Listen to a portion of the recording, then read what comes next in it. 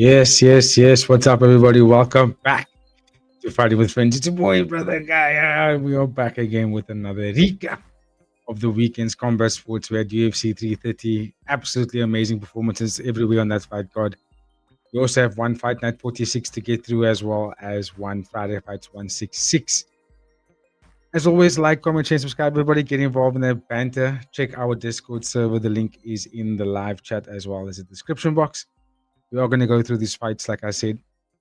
Hope everybody had a very good weekend. Enjoyed the fights, made some good money. Before I break this fight card, before I recap the fight cards, I'm gonna also recap our picks after having a conversation with you guys over the weekend. I think it's by time that we start sharing and our track record of our bets. So what I'll be doing every time I start the recap show, I will start with just going over our plays over the past weekend, looking at the wins and losses together, and then I'll get into the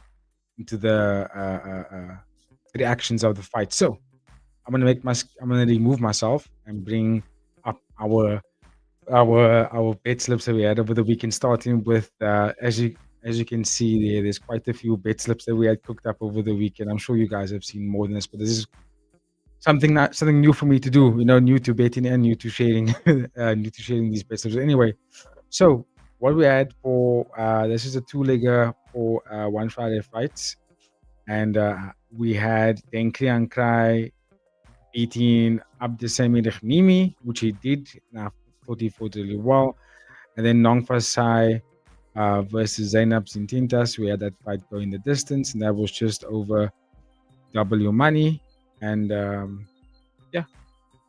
pretty much got some double our money back from that one. And then we also this big stuff we didn't do well because we had that one loss. We had King Sang Lek fight doesn't go the distance. We had Arthur Klopp fight versus Gabriel fight goes the distance, and then we had Bait Sang Khan, who I thought was gonna win, to be honest, but got wrestled pretty much every single round, and that led to him not winning that fight, and that was just over W money, and we didn't get that one unfortunately due to Bait Sang Khan losing. Then at one Fight Night 46, we had a three-legger with Stella Hemetsberger on the money line. We had Magdalena Siban on the money line, and then we had Kana Marimoto, which gave us also just a little bit over triple your money. Put a nice tenner on it, just $10, and made back 32 rand, which was really good. Then we had another three-legger on the same fight card, Fight Night 46. This was 80s Rogue parlay that he put together. Nico Carello on the money line. We had Kana Marimoto versus Yuya P. Fight goes the distance. And then Viet Ando on the money line versus Davey Brandau. All three hit. Double your money again with a 15 rand on it. Nice Rogue bet there for 80. I like seeing this. 3 letters in the top of the screen. 1 at the end of the weekend, which is really good. They made a couple of other losses as well, which is unfortunate. Again, as you can see, it's always just one that we get wrong, one pick every single time. So this one, 80 had Stella Hemetsberger versus Natalia Diechkova going the distance. Didn't see her finishing Diechkova in the third round, but I mean, one pick away from really cleaning out the entire fight weekend, basically. The real bad man's in the chat. What's up, DSBV? Hope you're good, bruh. I know you want a quick show today, so I'll try to be quiet. No, all good. Keep chatting, bro. Keep chatting with me. The scheduled power outage is only going to happen within the next hour, apparently. So I thought, let me start the show early so we can actually get through the fight cards without me, so I don't have to, rush through all of this. You know what I mean? So I figured it would be quite cool to start a little bit early. So thank you for sticking around, the SPV, bro. Appreciate you so much. Easy money there for the bros. Congrats. Thank you. Yeah, I think a lot of guys actually got paid out nicely this weekend. This one would have been nice if Stella had gone the distance, because look at it was 3.66 is pretty good. Because we had Crofton fight goes the distance. Marcus Aurelio shot to that, the ESPV, you called that one. And then the Hemetsberger one was the only one that kind of killed that one there, which was okay. Then moving on to UFC, excuse me. Islam Makhachev had him winning. He won. Mackenzie Dern as well. I feel like those are kind of more of the easier picks to make. The Abdul Malik one, I had that fight. I should have actually taken this guy off, but yeah, I had a feeling it was going to beat Dustin. Or I thought that was kind of geared up for him to beat Dustin Stolzfus. Sorry, Stolzfus. Say his name. But yeah, I think Abdul Malik is. I think now would be the correct time to use the term throw check. Actually, that's pretty much what happened there. Mick the Big Oral by is the one guy I thought was not going to lose on the UFC fight card. And actually had a fucking great fight, and up until that moment where you could see he was so tired and kind of shot in for a lazy takedown and got caught in a very beautiful guillotine choke. Wonderful on Jeremiah Wiles. But yeah, that was the one fight I didn't think was gonna cost the parlay, was that one. If anything, I thought it was gonna be Abdul, and it was Abdul, but not Oralbai. But anyway, win some, lose some.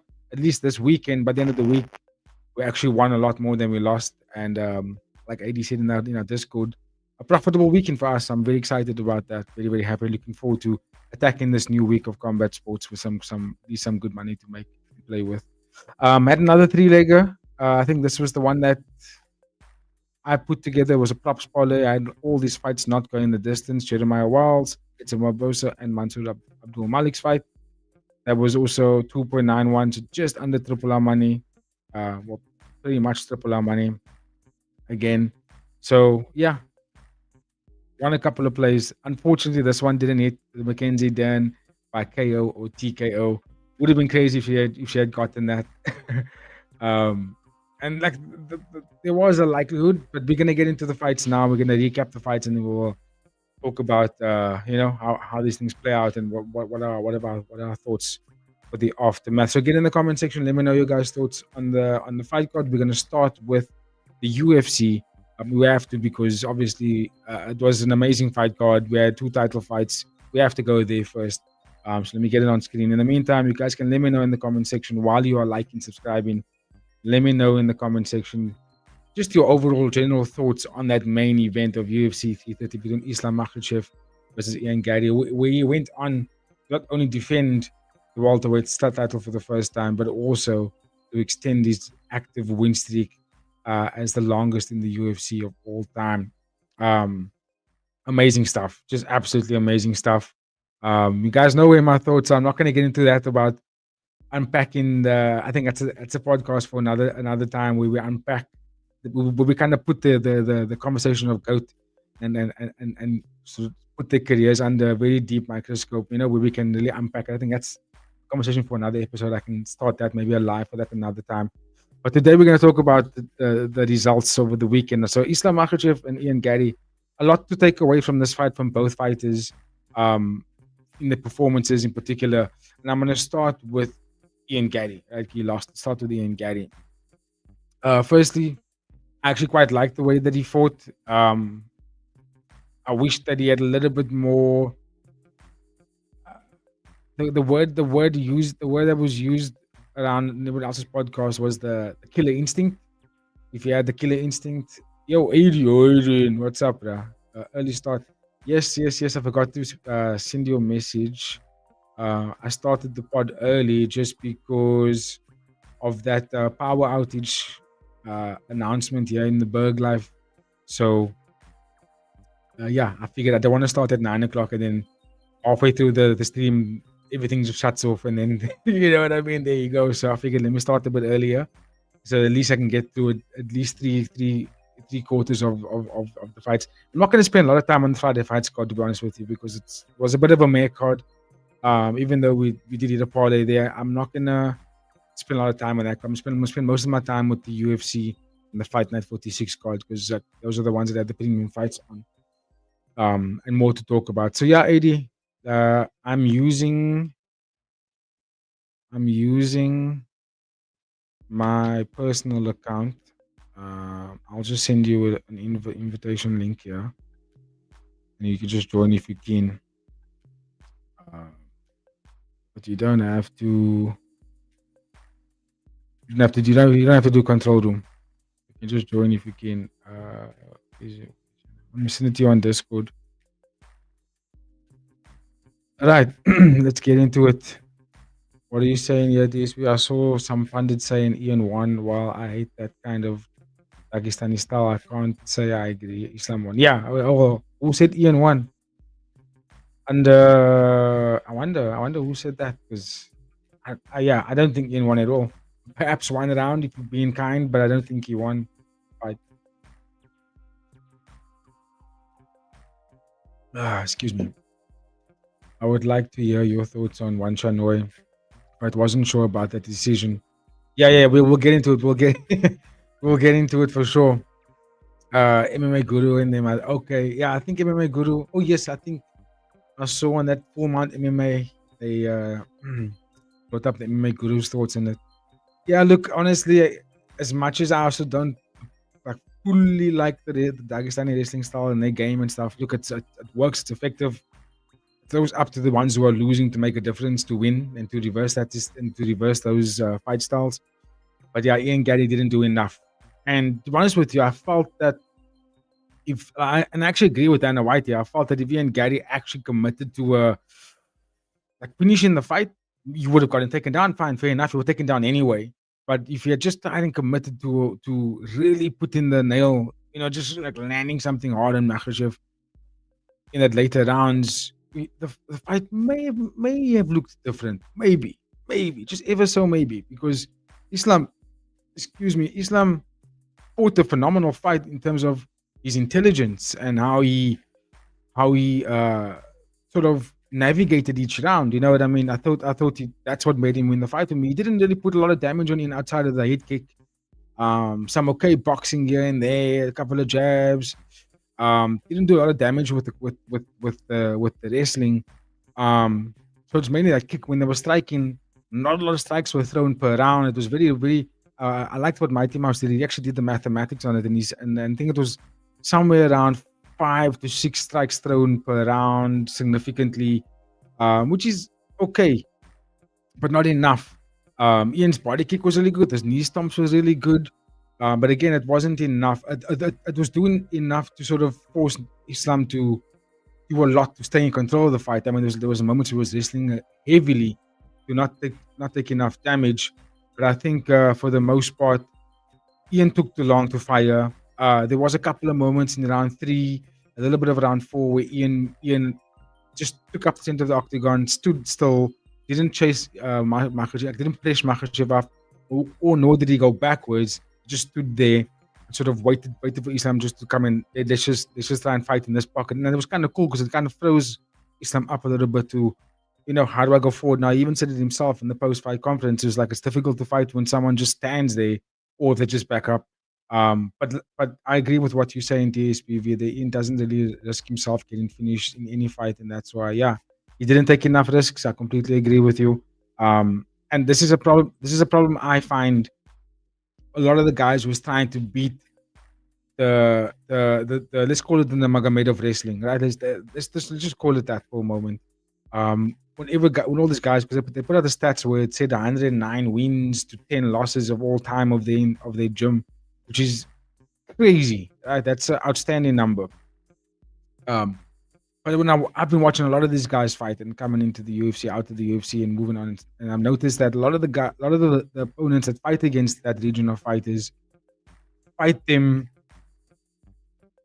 with trying not to lose, trying not to get taken down, trying not to. And I think that's the wrong approach. And I know we've heard this saying so many times over the years. That's the wrong approach. That's the wrong approach. But I just feel like that's the thing about cliches is that it holds a lot of truth, and I think that's just what it is. You just have to. So what if you're gonna get taken down? Just fucking fight the bruh, like fight him. Yeah, kudos to Ian for trying to, throw the knuckles into the eye and all that kind of stuff that was happening, but it wasn't enough to win the fight. You know what I mean? You spent 5 rounds of trying to get away from Makhachev rather than actually trying to fuck him up, put the hurt on him. Not just knee stomps, but crazy calf kicks. You would argue that the 5-round fight between Dustin Poirier and Makhachev was way more intense. Those guys took risks. Volkanovski took risks. They tried to fight him. Even Moicano, with the 4 minutes that he had against Makhachev, he tried to fight him. He actually backed him up and threw some kicks, and yeah, he wasn't prepared for what was coming towards him, but at least he attempted. And I think Ian Gary, there were moments, I'm not going to sit there and say that he didn't try and fight. There were moments where he was fighting, but those moments were few and far between. And I feel like that's not how you're going to win the title fight against someone like Islam Makhachev. Now, that being said, I'm not going to spend the whole time glazing Makhachev up here and because I know DSPV, you and I kind of share the same sentiment here that Islam is not necessarily on our Mount Rushmore of MMA fighters in the UFC, but he's certainly very close. You would argue that he's slowly but surely chiseling his own face into that mountain if he continues like this. But it's a big ass but is that we were talking about the welterweight bodies. Right? They may not be significantly bigger than him, but this fight showed that the way the tear on Islam's body trying to hold a bigger body down like a Gary's. You know what I mean? Let's say he gets Prates, a healthy Prates, or a healthy Morales, a healthy Shafkat. These were also bigger dudes than Ian. Right? He might have even tougher time holding that bodies down for a longer time. Now, where the advantages will be for Islam is that they don't have his pedigree of wrestling, so they may not have the understanding of how to get away from it. But I think over 5 rounds, it's going to be a taxing exercise for him to hold down these 170 pounders that are basically coming in and fighting at like 190s. You know, so I think his time is limited. That's what I'm trying to say for Islam Makhachev. If you want to beat the Dagi style, you need to get into the fire. I think some of it that the wrestling mentally drains you and breaks you down. Yeah, exactly. That's how I would see them lose in the past. Is the you just gotta take the fight to them. It's at the end of the day, it's a fight, dude. And I've seen patterns of these Dagestani-based guys when you get them backing up, when you start making their brains firing away from having to defend a lot of stuff, they start showing you. They become like telegraphing their shots. They start showing you their targets because now they want to fight in ways that's maybe not their plan B A's anymore. But that all starts with just showing them that you're not going to be afraid and you're not going to give them the space to work. You're going to be like, bruh, I'm going to knee you. I'm going to, if I could, I'd fucking bite you. You know what I mean? We're going to fight. Anyway, let's put our hands together for our boy, Braj 80 in the chat. What's up, Braj 80? How's it going, my friend?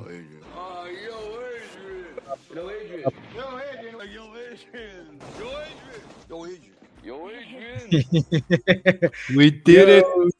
Hey, I didn't expect to see you, bro. How's it going? I'm good, bro. Nah, yeah, I'm just gonna pop in. Obviously, just wanted to kind of, I was talking about the main event. Yeah, I actually just watched it back a few minutes ago, so I just thought I'd pop in and talk a little bit about the UFC. Okay. Apologies for not making it to the live stream, bro. Silent no. alarms and all of that. But yeah, anyway, just pretty much echoing the sentiments what you were saying there, bro. Did expect Machado Gary to move a lot more than he did. Yeah. Don't know why it was so stationary. Yeah. And yeah, really, it was underwhelming. I know a lot of people seem to feel that way, and I tend to agree. I don't think there's any other way that you can see that fight if you just look at the numbers alone.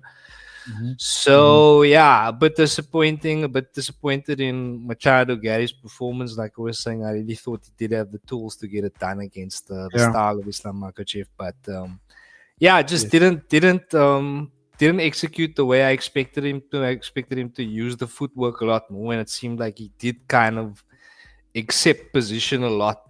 Like he had rehearsed that when Islam shoots for the leg, he has to kind of go around the corner and try to escape. You know what I mean? So he was basically drilled for escaping Islam once he got taken down instead of defending the takedowns and, like you said, taking it to Islam. So what can we say about Islam, bro? Like you said, he's definitely in the conversation now for GOAT.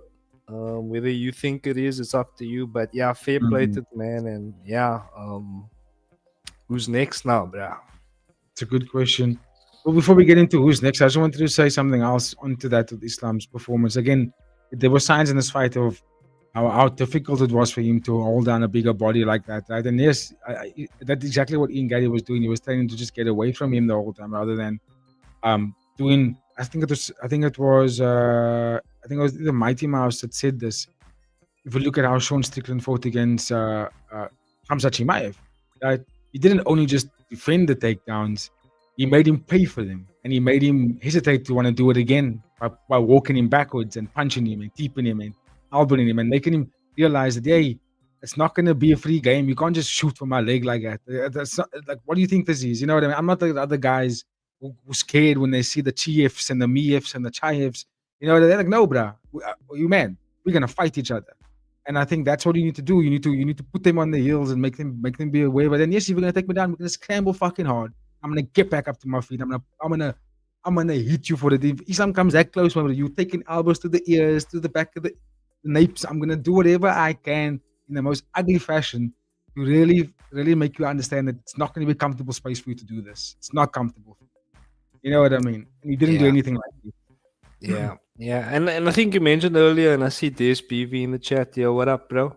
But you basically making the point that I wanted to make now is that it's a different game at welterweight, bro. He's just not holding the Oaks down. He's not finishing the Oaks at welterweight. He's just about hanging on. You know what I mean? And you can see in the later rounds, he's there for the taking a little bit, bro. And I think that Carlos Prach, Michael Morales, guys like that, bro. We've seen Carlos Prach is now as a 5-round fighter, bro, even though he smokes like 30 pack a day.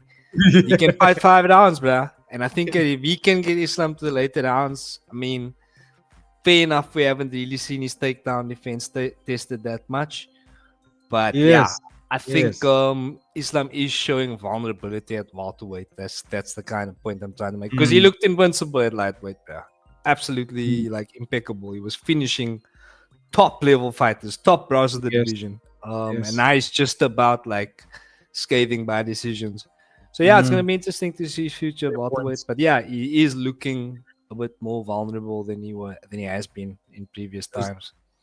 I mean, spot on right there, bro. DSPV did say it on Sunday, I think in the live. He said something along the lines of, "You didn't say you would be a fool, but it was evident that he wasn't going to be able to cruise through this division the way he did in the lightweight division, because again, it's, you know what I mean. Like, it's just bigger guys. It's just you may be skillfully better than them, right? Because I felt like that's what won him this fight, was just the intelligence of knowing when to go, knowing how to control. Because I mean, look how powerful that takedown was in the 5th round. Like, he knew, for me to secure this 5th round, to not give this man 0-0 chance, I need to get one hard takedown, and I'm gonna keep him there. It was about the 3-minute mark. Gets him down, holds him down, fight was over, basically. And that comes from being just a high-level champion, bro. You know what I mean? And that's just smart stuff. But yes, I agree with what you say in the SPV. On paper, he's pound for pound, but with that kind of performance, I feel he will eventually lose at welterweight. Look, the killers are lining up. I mean, we look at the way Morales and Prates are. I've never seen fighters that hungry to fight against a Khabib team. You know what I mean? The guys used to scale the name and be like, yeah, I'll fight them because they're there. They're the best. Like, yeah, you know, I know Tony Ferguson made waves to want to fight against Khabib.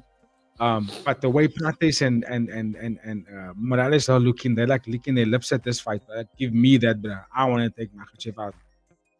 And that for me, you know, if I'm Makhachev, I'm real. He does say on the microphone, yeah, I'll fight whoever, give me whoever, any one of those two. But I think deep down, I think he knows that it's going to be a difficult time holding on to that belt for this division. Because Ian Gary is not even the best, or not even the most dangerous out of those guys. I know you beat Prates. I know he hasn't fought Morales yet, but we know how dangerous Prates and Morales is. They got the kiss of death in them, which Ian Gary doesn't. He maybe out technical them in the 5-round fight in terms of running away a lot, but I think he knows deep down if he gets into a firefight with them, he gets slipped very quickly. Couldn't agree more there, bro. DSPV, I'm not sure, but his days are numbered. I mean, I don't want to be that guy to sound like I'm salty about it, because I do think his performances was incredible. I think it was high level shit. But watching it, I thought to myself, I don't think you're gonna last long in this division, bro. These guys are, because he's the Papa number 1, and I don't think in my life we have, maybe outside of the lightweight division and of John Jones's era as well, I don't think I've seen contenders look this hungry to take on the champion, bro. Like, they want a piece of Makhachev. You know what I mean? So which tells me that a lot of these guys think they can beat him. Yeah. I mean, and there's also the extra dimension that if you do beat him, you can say you arguably beat the pound for pound greatest fighter walking the earth at this moment in time, bro. So it's like there's always going to be that extra dimension to it. But having said that, like they say, styles make fights. So even if Ian Gary had beaten Islam Makhachev, I don't think we would have been able to say he's the greatest fighter in the world, you know. But yeah, it definitely does add an extra dimension to it, and yeah, I'm excited to see how he fares in this welterweight division. Yeah. But yeah, just again, great performance, fair play to the man. It seemed like he has a game plan at welterweight, and that's what it takes for him to grind out results and break all kinds of records, and retire with one of the best records we've ever seen. At the end of the day, people are just going to look at the numbers and they're going to say he's the GOAT, bro. They're not going to talk about, oh, remember that boring performance against Ian Gary. They're going to see like 30-0 or whatever it might be. And so he already lost one, but like, he breaks the records. And at the end, there's not really not much anybody can say about him after that, Yeah, look, I was actually having a chat with ESPV about this, and I said that's a conversation for another podcast and another day when we make an episode called the GOAT Conversation of UFC, because then we'll talk about it. Because yeah, although you can look at the numbers, I do think that's why I say it should happen on another day, because then there'll be different categories we're breaking down here. But yeah, well done to Islam. He's got a hungry division that he has to take on now. He did make a good point about Prates versus Morales. I know he said he wanted to fight before Ramadan next year, so he's talking about maybe December or January. If you have him Prates versus Morales, that fight needs to happen very, very soon in order for him to fight the winner of that fight before Ramadan next year. So if that was going to be the case, how do you think? Do you think that would be the case going forward, or do you think UFC is probably going to give one of the two, for Islam Makhachev before February next year?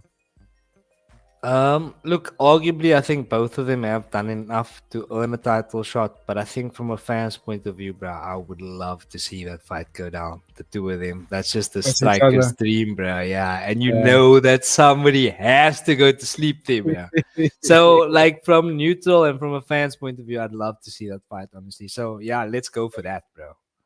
Okay, and then the winner gets Islam. I honestly, because Islam's saying he doesn't have any injuries, there's nothing wrong with him. He feels like he's dead. Like he feels like he can go again this year, at least one more time. I mean, didn't he break his nose though with the head kick? Yeah, I think there was he said he just checked the nose. It looked very swollen for me at the end of the fight. And I didn't actually watch that fight back to see where that weight came from. Did Ian Gary land a high kick on him? Yeah, from what they grazed him with a high kick that broke his nose apparently. I think I read something earlier like that today, but I did see the kick earlier in the fight. So very possible. So Islam claims that he can be back by the end of the year, by December or January is what he says. And if that's if the UFC is going to try and push something like that, then I don't think we're going to get Prates versus Morales. Because they don't line up. Right, so because we only have that many months left of the year. So if that wasn't going to happen, which one of the two do you think did enough? Because I know you said they both did enough. Which one of the two do you think did enough to get a title fight? It's a tough one, but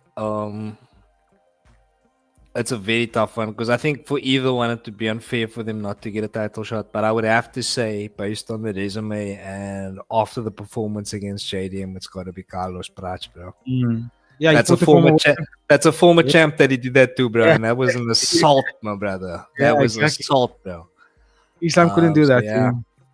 Yeah. So I'm also just reading now. The broken nose came from a clash of heads. So clash of heads.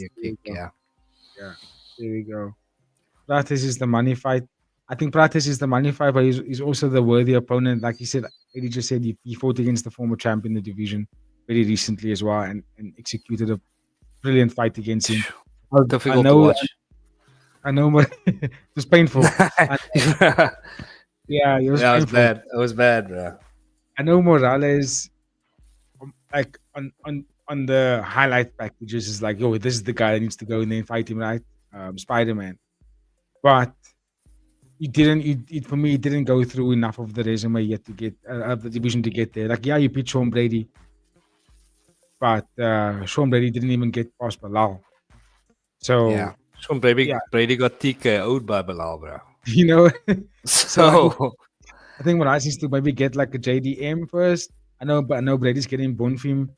So maybe you give Shafkat, maybe you give Morales Bilal. Bilal's has to go down, so I think Morales is gonna have to get maybe JDM as like a, you know, stay in shape while Pratis goes and get a shot at Islam. I think that's what that happens in that division there. Yeah, like the SPV said, that is the money fight. Yeah, still want to go. And yeah, but definitely, I think if it does come out tomorrow that Mariah's got the title shot, I wouldn't be like he doesn't deserve it. You know what I mean? He's been on a Mm. hell of a day. He's very exciting to watch. So, and he might have the style to beat Islam as well, bro. So, he's a big fucking Mm. welterweight as well, bro. So, Yeah, it all depends yeah, on how he do the grappling. That's the thing. I know he stuffed Sean's grappling, but Sean looked like he was half the size of Morales when they fought each other. So yeah, no, it's a different game. It's a different game. I think Islam's racing is a whole different level. But anyway, anything else we want to chat about these two guys before we move on? What next for Ian? Does Ian get Michael Morales? And then Pratis gets Islam? I mean, it's kind of it's Prach, it's Machado, it's uh Moraes, and then there's JDM. It's like the four of them now have to kind of fight each other in whichever way. I know, of course, some Prach beat JDM, so maybe Gary versus JDM, Prach versus Moraes, and then I would Islam. have. Yeah, I would have Islam fight the winner of Prach Moraes if I was making the matches. Because I just really want to see that fight. I I know, I just know, really I know. want to see that fight. But I think that fight needs to happen. Like, I think Pratis has to get Islam next. I think that needs to happen, and then after that we can look at the conversation of Pratis versus Morales because they're still Yeah, young, man. They will fight each other. I'm not Uh, mad at that. Even if they end up fighting for a bout, at the end of the day, I yes, just want to see that fight happen, bro. yeah. Pratis is too much a slow starter. Don't think he can win. If I'm being honest, that is a good point. I felt that he started a little bit better against JDM. Like he didn't take too long in that fight. It did take him a while to get to the finish. We got a little bit later in the fight, but I like the way he worked his way into it. He didn't take too long in that one. But that's a very good point about him potentially, giving up the rounds and Islam getting, because by the time he's gonna want to get going, Islam's already bagged 4 rounds of just Yeah, yeah, and holding him and down basically. and yeah, just and another point is that remember Ian Gary beat Carlos Practice. Prats with a largely heavy grappling game, bro. Yeah, yeah. And if Ian Gary could do it to him, who's to say? I mean, Islam's on paper, then Islam's gonna destroy him. You know what I mean? Yeah, put him in the Kimura first round. Nah, Yeah. for real. So No, for real. That's what these people were saying. He doesn't think that Pratis is the guy. Nor does he think Morales is the guy. These people believes the guy is Shavkat Rakhmonov. Now, I would have said yes, 100% Shavkat Rakhmonov. But, and I've been saying Shavkat for so long as well. But the big thing about Shavkat is that he's really facing some difficulty coming back into fighting in general. The man is that he was so close to not even coming back at all. And he's dealing with the similar injuries to what Dominic Cruz dealt with. And Dominic Cruz was never the same. It was never the same. I know because that was my favorite fighter. And that man never came back the same. Yeah, he beat what's his name, Delosho once, but he came back and had one fight every 3 years. He was just never gonna be the same person after that. And I think Shafkat, like I want to be hopeful because I feel like he is the antidote here. I feel like he's the guy that changes everything for us. But I'm not going to be too hopeful for Shafkat coming back and also being the same guy that he once was before getting injured. You know what I mean? Mine, he got injured because of Ian's aggressive knee attacks, but yeah. So outside of Shafkat, because I'm removing him as a possibility in my mind. I really hope that Ian or Morales just scores a fabulous KO on him. But even that's not even likely because who the fuck knocks? I've never seen Makhachev knocked down. I think there was one fight that he lost, and that was the one fight in the UFC was his debut or something. But I yeah, he can't got remember caught. seeing him. Yeah, other than that, it's like this man don't even get rocked, bro. Like he will look a little bit wobbly for like 2 seconds, and then he's fine. Yeah. Um. Ian versus the winner of Lady versus Bonfim. Mm, yeah, I can see that. lady, and then what's that? That's still. So then, in all these scenarios, then it all sounds like Islam chills, and we let the division have a little bit of a shake up first, like a round robin in the top 5. Um, yeah, I think so. Pratis is KO or bust in that Islam fight. Same with Morales. Let's face it. Yeah. Otherwise, unless they have a very good way of getting back to the feet as quickly as possible, the way Machado does, because Machado, what was lucky for him that helped him get back to his feet. Not only was it hard scrambles and he did really well, his body was just significantly bigger. It was more difficult for Islam to sustain hard pressure for a long time, and it allowed him to use his physical advantages to make it a little bit easier for him to get back up to his feet. And maybe that could be something as well.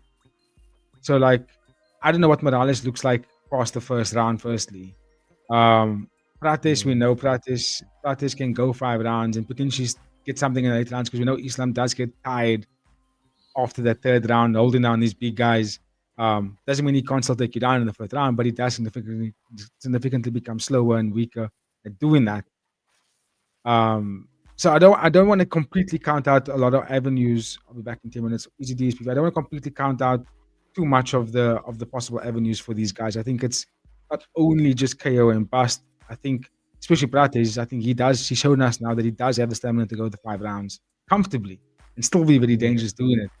Yeah. So I think there's more value in him actually getting Islam than Morales for me. What's up? The Canadian Time Machine is back, brother. The resident Canadian Time Machine, the one and only. What our up, bro? newest member. How's it, bro? Good day, I should say. So, Eddie, you went here.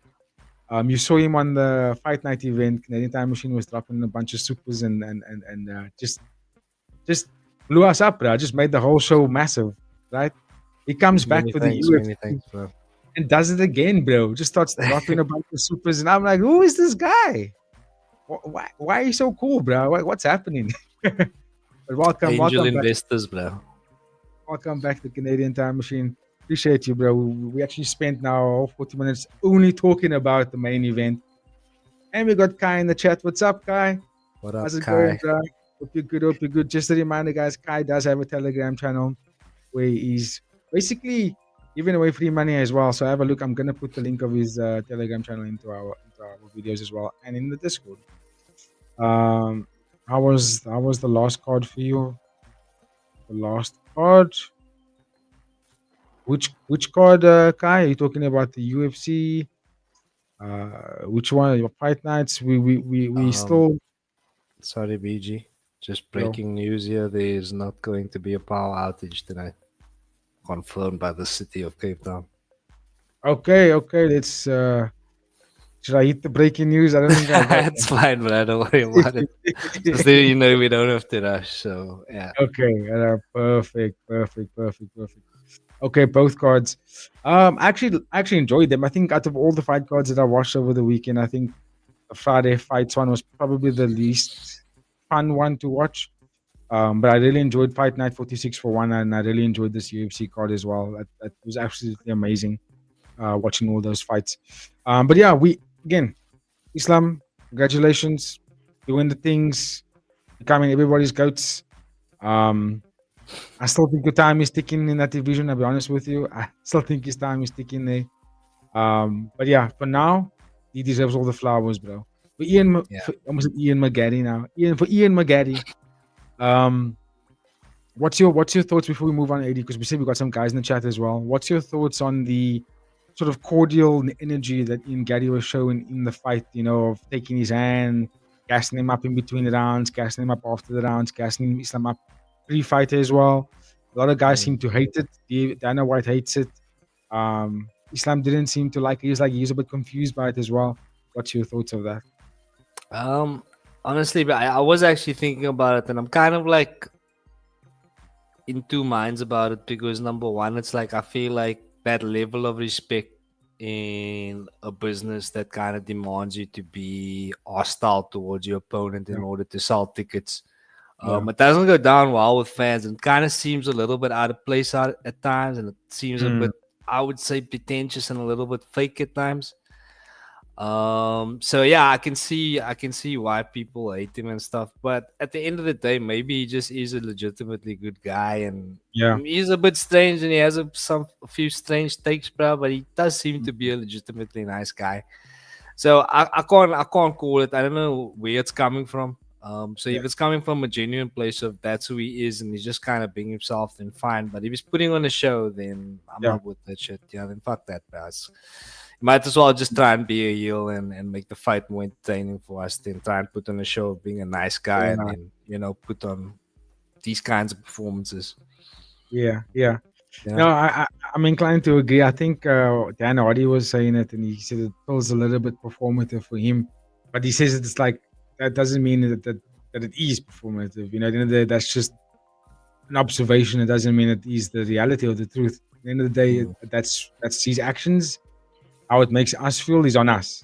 You know, at the end of the day, it is what it is. And me personally, um,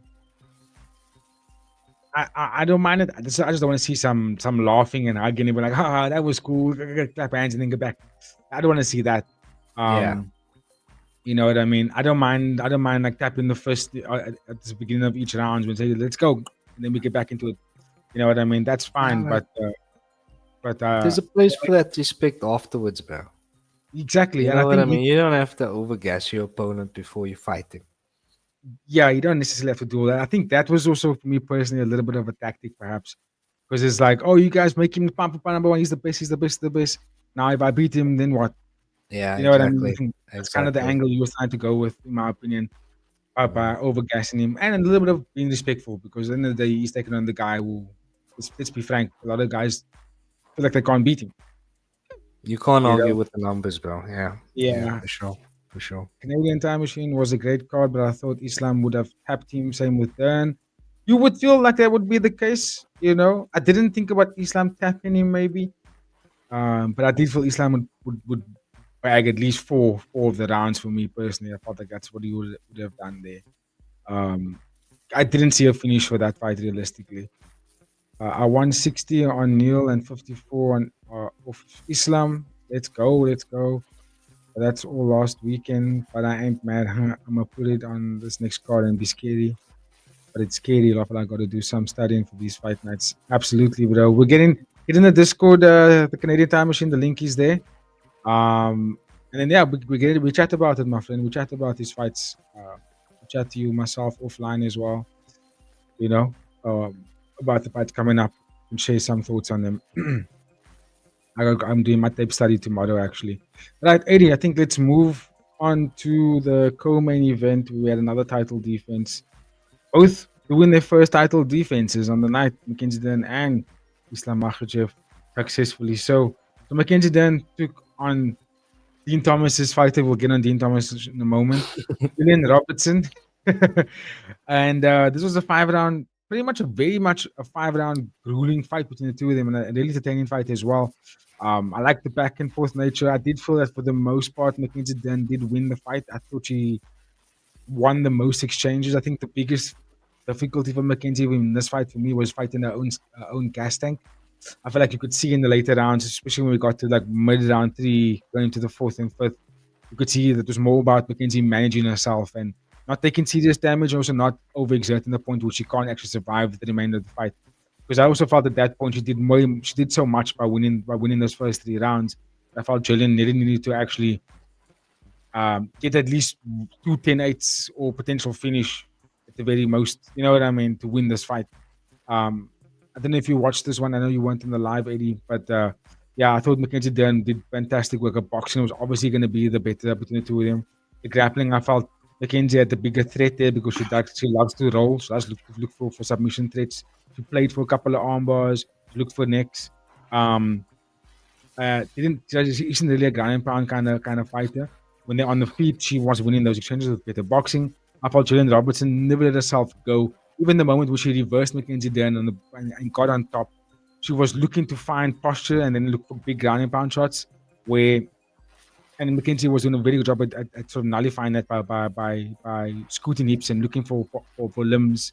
She even nullified with Jillian Robertson when she did have a moment of advantages. So again, not enough from Jillian. I think although it was a fun 5-round fight, I think Mackenzie. I think she was the clear winner there for me. What's your thoughts, AD? Didn't see the fight, bro, but I will agree with DSB in the chat. Bailey destroys them both, bro. Same night. Be back in a Yeah. second. Just gonna grab some water, bro.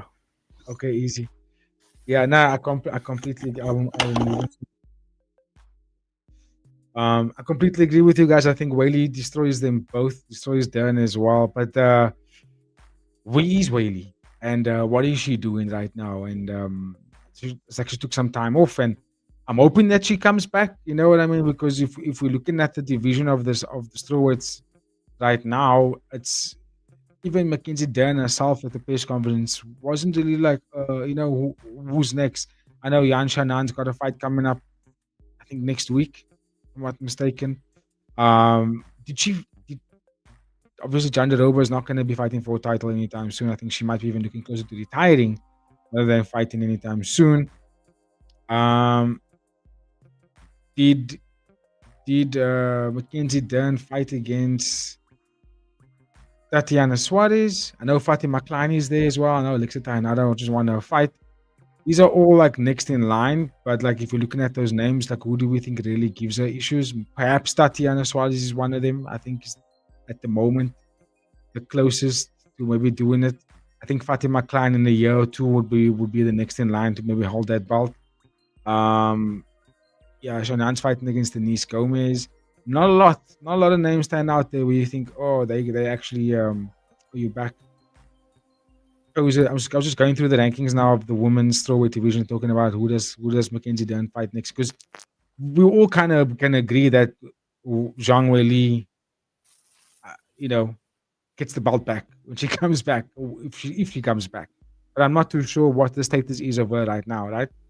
So then I look at the list and I think, okay, who else stands out as potential threats to Mackenzie Dern? I think just the fact that Gilliam got the title shot alone lets you know the state of the division right now. If the number 4 ranked contenders getting the title shot, the previous champion has now vacated the title. Yeah. Yan Shannan, she's like she's fighting not really championship quality. She's a good fighter, but she's not really like I would say a world beater.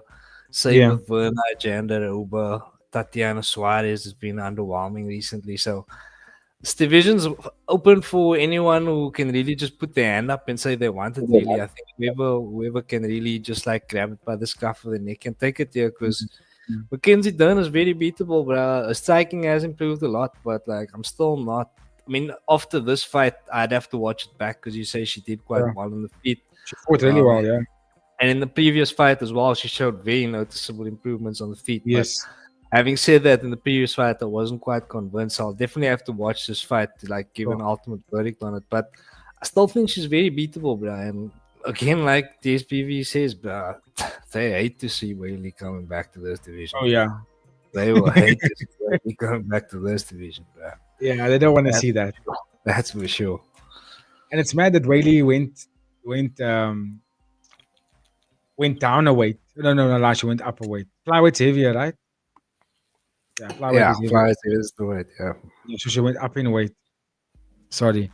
They don't want to see Whaley come back. She was just dominated. I do think that Fatima Klein, still very young, but she definitely has the credentials, I think, but she has to go through a couple of more fights before she gets there, in my opinion, which will make sense in terms of timeline, because if let's say, for example, we get Fatima Klein versus Mackenzie Dern mid to late 2027, right? There's a chance that she may or may not win that fight. But if she gets Mackenzie Dern 2028, I think she fucks her up. I think Mackenzie Dern probably doesn't have much left. 33 years old, still very healthy, still very much vibrant, still very much in her prime. But I think a 36-year-old Mackenzie Dern or 35-year-old Mackenzie Dern won't be the same. You know what I mean? And Fatima's still in the 20s, like early 20s. So yeah, I think she's the next big prospect or next big name in that division for me. Canadian Time Machine, did you see the ref slap Dern on the butt at the end of the round and then touch her back? Huh? No way. We watched this fight together. How come I don't remember this? Nah, I don't remember seeing that. Nah, I remember. That the Dante Johnson fight where he knocked the referee out with an elbow. Quah, quah. That was quite funny to watch. I thought that was hilarious. But if someone gets knocked out, bruh, people really shitting on Dean Thomas for what he said about Julian Offenbach. Oh yeah, let's get into it. Sorry, thanks for bringing it up, the SPV. That was the next point of conversation before we move on from this division. Oh yes, before we get into Dean Thomas, to Julian Robertson, what's next for her? She's 31 years old. I think she's still gonna be in and around the mix here. What do you make of her, AD, and the next fight for her? She probably gets like a Kakara next, or no, she fought Kakara. She probably gets a Tatiana Suarez.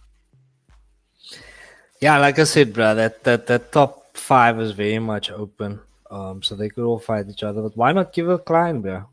Why not give a fight to the Klein? That would be And see, that can be kind of be like to as a measuring stick to see where Fatima Klein's at. If she can beat Robertson, she might be on a fast track to a title shot, and then maybe we can have that fight before Mackenzie Dern gets out of her prime. You know? Yeah, I like the sound of that. Alexia Tayanada beat Amanda Lemos last week, so she's also in and around the conversation that she could maybe get Fatima Klein next. But anyway, it was memed. Oh, okay. I'll check it out. I'm sure Eddie will find a meme before I do. Yeah, put some more memes on the Discord group chat, guys. I'm loving the pics, I'm loving the plays, but where the memes at, guys? Yeah, that's true. But anyway, get into the Dean Thomas thing that DSP brought up there. People getting on him for what he had said on air about retiring and not going to be in the corners of any fighters anymore. And he said he will do that once he's gotten Robertson as far as he thinks she can go in a career. People are saying it's bad. John Anik said it was bad. They said it's bad timing for him to have said that. We could have waited until maybe when it's off air, or a day or two after the loss. What's your take on it? Is that bad timing? Did he? Because what they were claiming was he made it about himself on the biggest night of his fighter's life. I don't know what your thoughts are on it. I don't have that much worry or care about it, honestly. I don't have a take, but what's your take on it? Yeah, look, I mean, I didn't see exactly what he said, but what I gathered is that he kind of said this is as far as she'll go. Yeah. And I mean that's a terrible thing to say about any fighter that you're cornering them, that you're even remotely connected to. You know what I mean? You don't want to, especially on a night when she has the biggest fight of her life and she loses, putting up a good performance from what I'm told. So that's terrible. So yeah, I mean, I don't know what you say to that, bro. It's get Tim Thomas out the game, bro. I've never been a fan of his fight insights anyway, bro. So let him do a podcast and he can share his own thoughts there, bro. But yeah, we don't need that. He already has two. He's got one with Lola Sanko and he's got that podcast with Steve Jesus. Oh, doesn't he do one with Sean Brady as well? Maybe he appears there on their stuff. But anyway, look at if I want my honest opinion, I would have, if I was in Dean Thomas's shoes, I would have kept what I think about Robertson to myself, and if I want to say that, I'll share it with her personally, backstage, and then I'll make my announcement about not being a corner man anymore on a podcast or a different TV show or a different time, not on the night where your fighter loses, and now suddenly that's it, I'm done. You know what I'm saying? I would have just done that on the next event and say, yo, because he's still gonna he's still gonna work the desk anyway. So I would have done it then and go, I'm done, and and then that's it. No one else has to know your thoughts about how far Robertson goes after that. It's whatever. Yeah. I mean, what are your thoughts on his insights in general? Those in-fight insights. I don't really feel like he adds too much to the broadcast, bro. I feel like I could be doing that. It depends. Sometimes it's like Captain Obvious. Like, we all can see that. Yeah. And then sometimes he brings up good points. But again, most times I feel like he's just bringing up things that we can actually see. That I feel like 80 to 90% of the time it's Captain Obvious stuff. But anyway, no shade on him, bro. Yeah, he's getting his money. He's doing his thing. So, yeah. No way. So, he's saying it was a mental slip. He was awkwardly trying to retire and didn't really think through the statement. No big deal to me. We all said things we regret and had to come across poorly. Yeah, or had it come across poorly. Exactly. Live TV is hard. Yeah, but we know, we go Um, live all the time. yeah, and I've filmed a lot of live stuff as well, and I know what it's like. Look, I just think his timing was off at the end of the day. I don't think what he said is wrong per se. I just think his timing was off at the end of the day. But who gives a fuck, bro? That's my thing. Really, who gives a shit about that? I don't think she's done. I think she's still going to be in around that division. It's not that stacked. She's only 31. She was fresher than Mackenzie Dern at the end of the 5 rounds. She didn't look like she would have. That was a 6 round, 7 round fight. She would have gone on to maybe take Mackenzie out because she looked a little bit more fresher. It's just that the striking sucks ass. She's very uncomfortable in the boxing range. And then when she takes you down, she looks for ground and pound, then submission, or vice versa, depending on what the opponent gives her. But she was trying so hard to get for ground and pound that it gave Mackenzie a lot of time to control her, even from bottom. We know Mackenzie down on the ground, top, bottom, left, right, side, but wherever she is comfortable. That's her world. You have to do a lot more than just try to push up and throw an elbow in her face. You must be a lot more elusive than that to beat a multiple-time jiu-jitsu champion. Eddie Bravo used to do that in fight analysis, and it was fun back in the day. Shout out to Eddie Bravo, bro, the legend. Yeah, yeah. No, you know who gives good insight? I don't mind DC. DC is like, you know why I say this? Because, for example, Lady BG always talks about it when we're watching the fights together, and she always says why she likes DC there because, or someone like her who's a noob to this, who's only learning and understanding the stuff now, it does explain it well enough for you to understand it for somebody who's a beginner in it. You know what I mean? It's not convoluted. It's a very simple a breakdown of what's going on in the fight. Anyone can grasp the message, you know. And Dominic Cruz, they do a very good job at it. Yeah, agreed. Anyway, well done to Mackenzie on the night. First title defense in the books. Let's see what she does for a title reign there. Next couple of fights we can kind of breeze over because we still got 2 other fight cards to get through, and it's, you know, I don't want to end up recording until 12 midnight because we can sit and chat all night about this. The Jalen Turner second fight of his second coming in the UFC, taking on Cauê Fernandes, who is pretty dangerous. Also got some serious knockouts. But this fight wasn't even a fight. It was only 39 seconds recorded long. Not many punches were thrown. Look, they 9 for Jalen Turner and 2 for Fernandes. So that kind of tells you what happened in that fight. I think Fernandes threw a right hand and slightly missed. Jalen Turner slips it, gets him with a left uppercut, shovel, hook straight kind of maneuver. Bah! Puts him down, fights over, ground and pound, gets a bonus. Yeah, looking good in his return fights. I would argue that the first return fight against Barboza is like a bit of a pass, bit of a layup.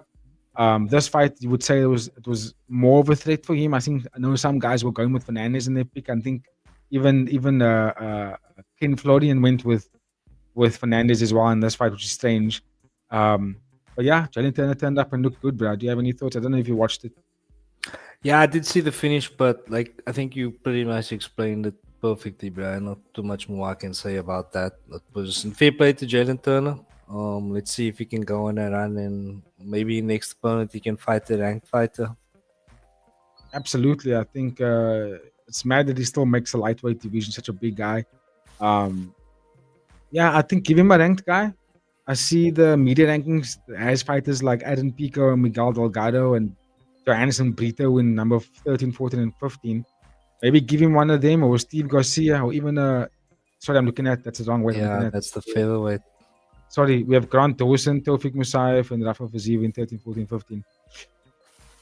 You know, Turner versus Hooker would actually be a delight for the fans. Personally, that would be a really big delight for the fans. Grant Dawson, I think he beats Tofik Musayev. I think is a nightmare for him. Maybe for Faziev, since Faziev is on a massive losing streak right now. Oh no, he won his last fight, right? Faziev won his last fight, I think. I can't even remember. Yeah, he knocked out my man Al Loco Torres. Okay, yeah, he knocked out. That was in Azerbaijan. So yeah, maybe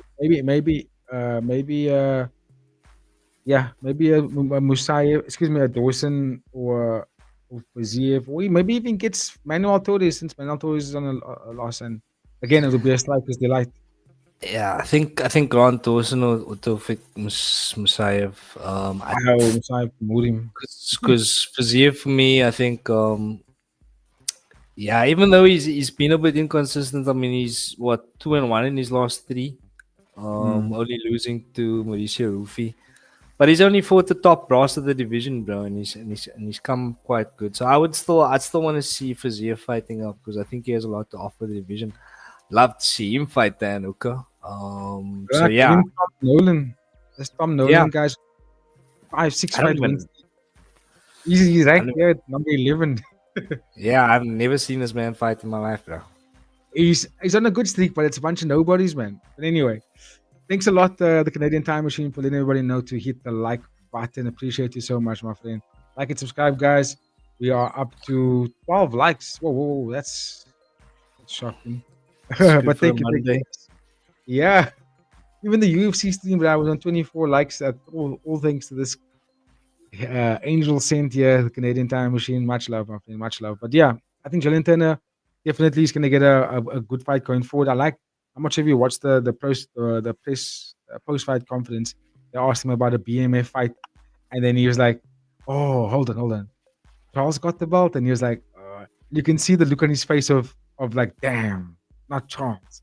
Like he just doesn't want to fight Charles, but I was like, I'm not going to fight against Charles.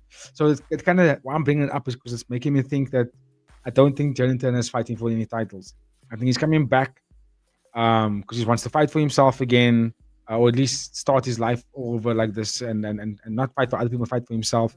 But I don't think he's coming for a title. I think he's coming to just put on some great performances, get some big bonuses because it's a 100K bonus. But if you know, if you think about it this way in Jalen Turner's perspective, 32 years old, coming into the UFC again, second coming, by putting on performances like that two more times, that's 300K.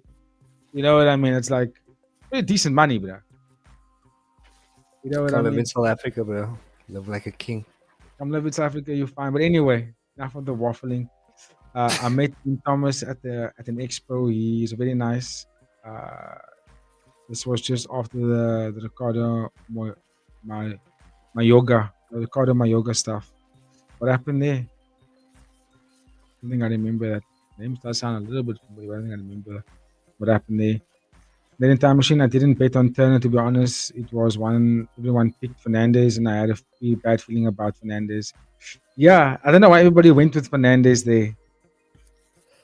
I thought the fight wasn't gonna go the distance, to be honest. I had Turner in the first round. Ticket I shared with Powetan. Turner is a great first round fighter. Let's go, bruh. And he clocked the fight in the first round. There was rumors of Turner retiring after this fight again, which is why many were on Fernandez. Oh, I see. Yeah. Jalen Turner, he's always dangerous. I think people forget, and a lot of gyms hyped him up a lot. And he's talented. But anyway, enough of that. We can move on. This is the biggest one, the biggest fraud check of the decade, in my opinion. The biggest fraud check of the decade. Costed one of our parlays, but we were good on the other parlay. What happened here? Dean Thomas was supposed to fight boxer Ricardo Mayoga. It's a great pre-fight build that fell through ancient MMA law. Okay, I'm gonna check it out. So there was drama there. Anyway, so this is the biggest fraud check of the decade, in my opinion, between Mansour Abdul Malik and Dustin Stolzfus. Dude, this fight was geared up for Malik to make a good return to the win column, and get himself back there. And I'm not shitting on Dustin because Dustin's a competent fighter, but Dustin is not in a position where what I mean. He's like approaching mid-table of the rankings, or he's approaching the rankings. He's been in the UFC for a while now, and he hasn't really hit the heights. And for Abdul Malik coming into this fight, he surprisingly looked like the smaller guy, smaller, thinner. And you would argue that the beating that he took in his last fight, and also he's making a very quick return. I mean, Yusri Balgrui won that fight, and he hasn't even made the return fight yet. Abdul Malik comes back after that beating for 3 rounds. He took a beating, bruh. and he comes back to this fight, and I looked a little bit shell shocked.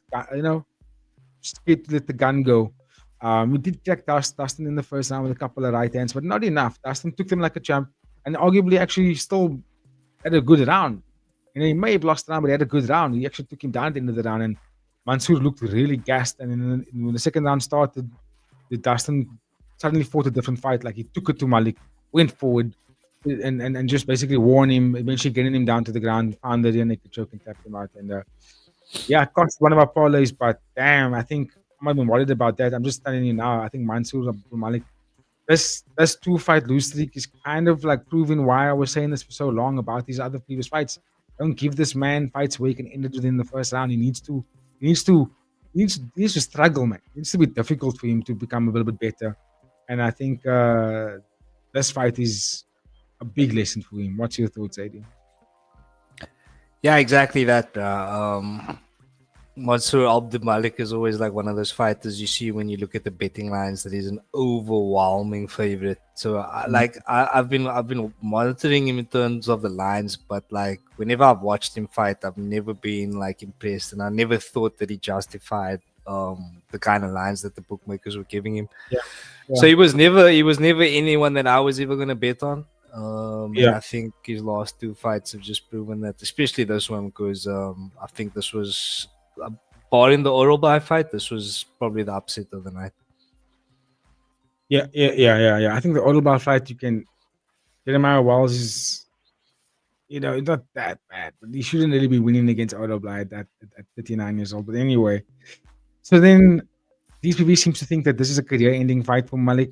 I know that the audience is going to get on him. I know the fan base is going to get on him. Yeah. Do you share the same sentiment with that with DSPV? I might agree with the second part of that sentence and say he's just not a fighter at all. Yeah. You get athletes and you get fighters, and I think he's more of an athlete than a fighter. He might get one more, but yeah, he's very close to the edge. He's very close to the edge. And you're losing to Dustin Stolzfus, bro. It's not a good sign, bro. It's not looking good. Yeah, I was gonna say maybe give him a Delite because Delite is on his way out, but Delite really left the division. I'm not even sure. I mean, Stolfus lost to Calvin Gastelum, bro. Yeah. Give him Calvin Gastelum in his next fight. I can't. Nah, I can't. Actually, no, I sack him. Cut them both, bro. And then let's just move on. Because 19. I mean, fuck, bro. I don't have anything else to say on this one, bro. I just think it's project and give Dustin Stolfus a title shot, bro. Fuck it. DSV says, what did you say? Give Dustin Stolfus a title shot. Oh my soul. DSV, pretty sure Wells was the third biggest upset in the UFC, maybe fourth. Yeah, the line was ridiculously wide.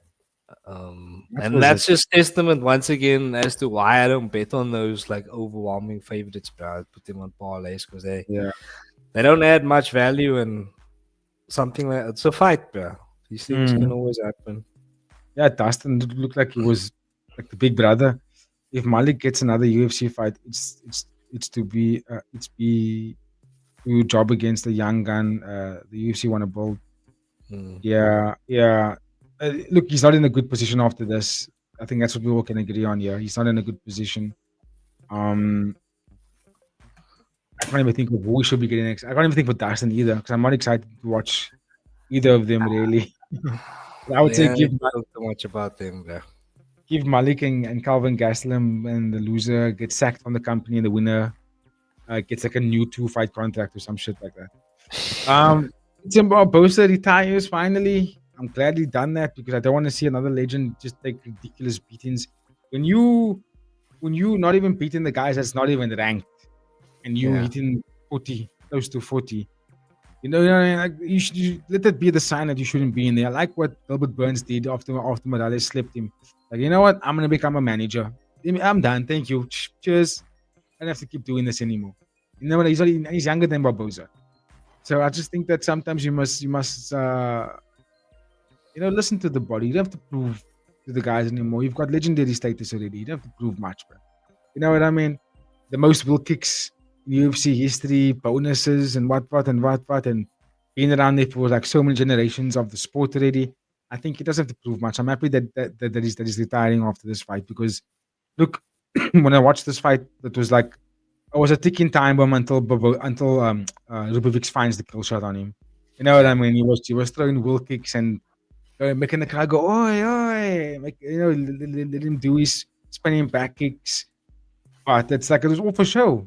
Yeah, It was all for exactly. show. Because then Exactly. when Ribovic landed on him with a shot, it's just like Barbosa just didn't want to take it anymore. He was backing up and fading and trying to run away, and it's just like if I would just been like, "Do you really want to let this man knock you out? Do you really want to go out and retire fight?" Because you could see by the moment when he walked out, he was already crying. Energy was burst, lost all the energy already. You know what I mean? I'm done. You could just tell that he was signing off. That was it for him. Do you have any words for the legend? And I know Esteban Rigovic. I don't know if he's going to become a big prospect, but I think he will always put on some exciting fights because he always comes to fight. Yeah, he's definitely a game. He's definitely a game, Ribovic. But yeah, Edson Barboza, fantastic career, very entertaining striker to watch during his time. But yeah, it looked exactly like what it was. It was a younger fighter fighting against someone who was at the end of his career. He looked Yeah, slow. It was, it's like when you have one of the old uncles come just do like a testimonial thing and do his thing, yeah, and the crowd were happy to see it. But yeah, difficult to watch like a young bull just destroy an old. I don't want to say an old man, but a yeah, legend like that. yeah. So it was what we expected it to be, and yeah, I just want to say fair play to Edson Barboza on a fantastic career, and like wish him all the Yeah. best going forward. Coach, you must become a coach or a manager. Thanks again, Canadian Time Machine. Letting the people know they should hit the like button. Appreciate you so much. Let's clock the algorithm, guys. Let's develop the strategy and we clock the algorithm. Appreciate it. Canadian Time. What are you saying here? That Abdul Malik messed up 3 of my parlays. Laugh it out, messed Yeah, up man. on him. I messed up on him. Yeah, dude. We also he killed our parlays. I did have the fight not going the distance though, which actually hit on the parlay, including this one with Edson Barbosa and Ribovic fight not going the distance, which was really good. So it was actually an okay weekend for us, AD. Yeah, up 30%, yeah, from our total stack. So yeah, let's hope that it Shock. continues into this week. All right. Only 2 cards, but if we have available lines, AD, for some of the other PFL and any other promotions, let me know because then we can chat with the guys in the Discord and maybe see what plays we can develop. For sure, for sure. Join the Discord, guys. ESPV, real quick, the bet to make for tomorrow's contender series is Muhammad. Oh, my bro, Muhammad Ali. I like that kid. He's so good, bro. He's so fucking good. Versus Alec Lorenz. Either fighter wins in 60 seconds. Both fighters have multiple fights under 60 seconds. I like Muhammad Ali. He's really, really good, that guy. Oh, well, hold on. Is that the same one that was in the Ultimate Fighter? Because if it is, he's a fucking beast. That kid. He's gonna be something special. Thanks to SPV. So I don't know if we can get kind of much contender series on this on Sporting Bet. I don't think I've ever seen it there. I haven't ever checked, honestly, bro. I, But I'll have a look I tomorrow. don't think it's there because we only get the Dynamite Contender Series. I think it's live for us on a Wednesday morning, early hours of the Wednesday morning. Okay, that's probably why. Yeah, 22 likes. Let's get past Let's 24 go. likes, guys. Let's go. The Canadian Time Machine. Oh, this guy is epic, bro. This guy is epic. Yeah, see. All right, let's keep it moving then. Let's move on swiftly. There's some other fights to talk about as well. Chidi in Oh GP1. no. Oh no, bro. Not my guy Joel, bro. Fuck, bro. This was so difficult for me to watch, my guy. Yeah, he Sorry to didn't like. cut you off there, but yeah, as soon as I saw his face there, I just got flashbacks, bro. I was like, no. Yeah, look, it wasn't a good performance from Joel Alvarez. I think what made him look so dangerous at lightweight was that he was just bigger than everybody, but Yeah. couldn't make the weight. And I think he had welterweight. He's significantly slower than what he was. I think the danger factor of him for some reason is sort of dissipated. Like it's not there. I don't know. I don't know if you agree. I mean, look, to be fair, Udin Kawani is a bigger guy and also fights really long and has a little bit more experience than him as well. So it wasn't going to be an easy fight for him. But in a short summary, what's your take on that one, Eddie? Yeah, just severely underwhelming. It just didn't look like Alvarez came out of the dressing room, to be honest with you. He was stationary, he was uninspired. You would think that because Chitty Chitty Bang Bang's like his advantage is that he's a big guy and he can fight long, but Alvarez is just as tall, and I don't know why he just kind of stood in front of him and he was like, didn't initiate any kind of clinch grappling, didn't try to take it to the ground, pull guard, nothing like that. Just stood in front of him, got outscored on the feet, and it was just difficult to watch, bro. Yeah, whenever he would try his 1-2, it was just out of range every time, and Inji Kawani just was able to extend the arm, jab, get out of the way. I'm like, this one is just making it difficult for him. And especially for someone that I've been hyping up so much and that I've been wanting to do so well, because I've seen what a killer he was at lightweight, and just disappointing. And that's pretty much all I can say. Good thing I didn't place the bets, my own parlays for in the UFC, so managed to dodge a bullet there. So grateful for that at least. Absolutely. Charles Johnson had a good showing against Chapolin. That was a fucking great fight, back and forth action there. Charles got dropped, and then Apollin gets dropped, and it was just a crazy fight. Probably the fight of the night for me. See the performance of the night, really epic stuff. Dante Johnson, that was I don't know if you watched this already. Dante Johnson's knockout was ridiculous, and like how energetic he was, it was just nuts to watch this guy fight. Vicente Luque and Tashawn Gore actually had a very good 3-round war between the three of them, two of them. I really loved the way both of them came out and fought. Vicente Luque, I think, another guy who I feel like should consider hanging up them gloves before he takes another knockout or a ridiculous sub. You know what I mean? Yeah. Maybe because he looked like he was definitely not the same person he used to be. So I'll consider maybe Gore. You could see Gore is the younger guy, and he wants to make a move. He wants to start making big moves in that division. I don't think either of them will ever really crack that upper echelon. But it was a good fight nonetheless. I think for me the biggest prospect on the fight card that for me it stood out was Lucas Fernandez. Danger man. Danger man for this light heavyweight division. Of course, unless he goes up against someone that can grapple, but let's be real, who grapples in the light heavyweight division? Absolutely nobody. So it's a division perfectly sort of geared up. What do you say? Almeida and Uncle Live. Yes. Big Unk can grapple. Jelton Almeida. Nah, he's not even in the UFC anymore, bro. What are you talking about? That man's gone. Yo! He's gone, bro. Why, he's gone. Why? He's not even in this division either. They got rid of him after his last fight. So in this division, light heavyweight division, Magomed can grapple. I think Sterling can grapple. But nobody else really stands out that can grapple.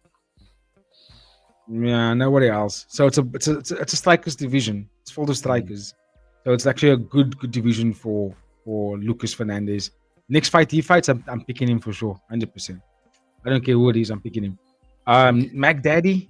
Madness, bro. Damn, bro. I mean, I would have put Brian Marge on a parlay, but again, I didn't place my bets. Thought about it, didn't know enough about it, and also listened to the boys down our what did we say, our father company at the Bookie Beatdown. Yeah.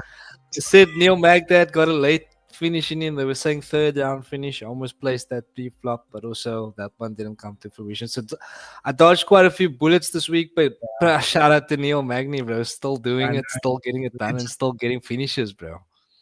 Top level stuff. The way he dispatched of Brahimaj.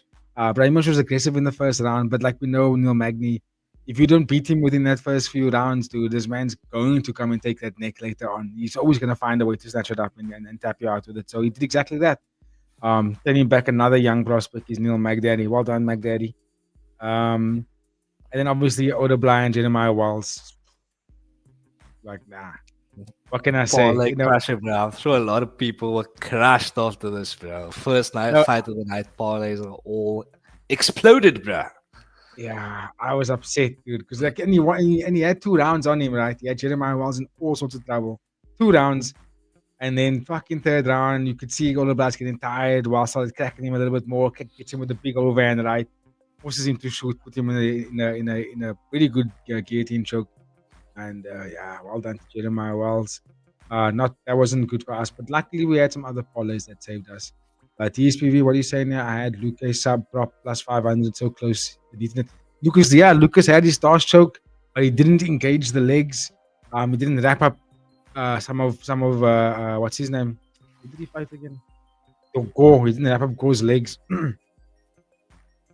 Which yeah, again, he didn't engage the legs, and that's for me why he wasn't able to create a lot more leverage for that choke.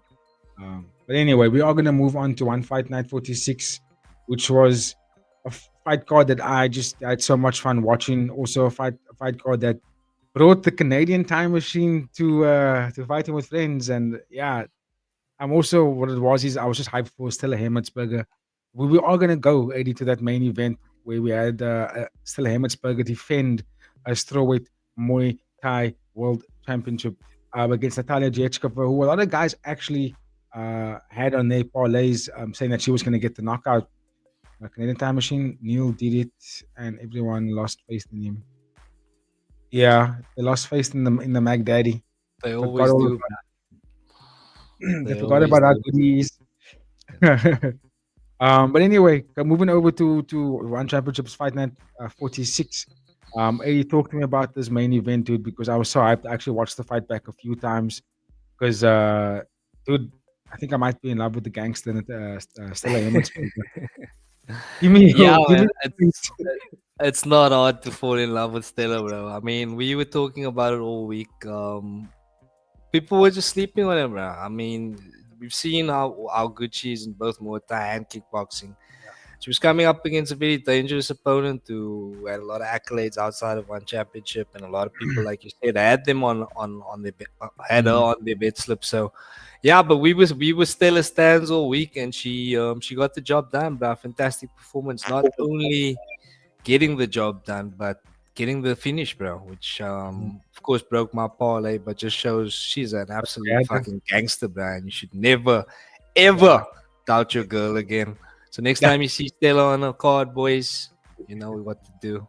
Yeah, for real. We may have lost that one parlay, but we had it on a triple your money parlay, and it was really good. And I like that you brought this up, the SPV, because I was talking to Lady VG about this yesterday and saying I want to bring something to the show on the recap show every Monday where we do this thing called so as an example, on this other YouTube channel that I watch, they have this thing called the Boo Hoo Player of the Week, right? And they do it for all athletes across football, right? Soccer, for women and men. And they have what they call the Boo Hoo Man, because Boo Hoo is a sponsor of the channel, which sponsors them with the clothing that they wear on that episode in particular. So I was trying to think of doing something similar where we have like the Boo Hoo Fighter of the Weekend. Because I was thinking the fighter that impressed me the most of all three fight cards, UFC and one championship fight card, is also Stella. I thought Stella for me was the biggest standout out of all of them. Even though Islam did a good job against Ian Gary and Dern won her fight, I think Stella Hemetsberger for me was the biggest shout. Yeah, Nico won, but Nico was expected to win. I think Stella, we got her as an underdog. She was an underdog all week until the day of the fight, and she became the favorite again. But the fact that people were thinking that she was the underdog all week was shocking to me. I was like, how? I can't believe this. This is a champ, and you're making her the underdog. Like, what are we talking about here? You know, and then she goes and put on that kind of performance, which was flawless, by the way. Flawless. She made the boxer not want to box with her. You know what I'm saying? I mean, damn, Stella, just all out beautiful performance, attacked the calf kicks. And I said all week, because she has more weapons and she uses those weapons very effectively in there, it's going to make Natalia struggle. Natalia is a primarily boxing heavy fighter with heavy hands, right? And when they asked Stella about this all week, Stella was like, yeah, she has heavy hands, but like, and one was like, well, and then we both fighters, like, yeah, she's got heavy hands, but what else? What else? What else Yeah. What else are you telling me about her?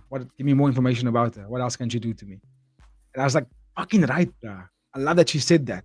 because I do believe she has a lot more weapons and she used those weapons. The switch body kick that ended her, she threw that switch body kick 3 times prior to that moment, right? And this all came from attacking that lead leg.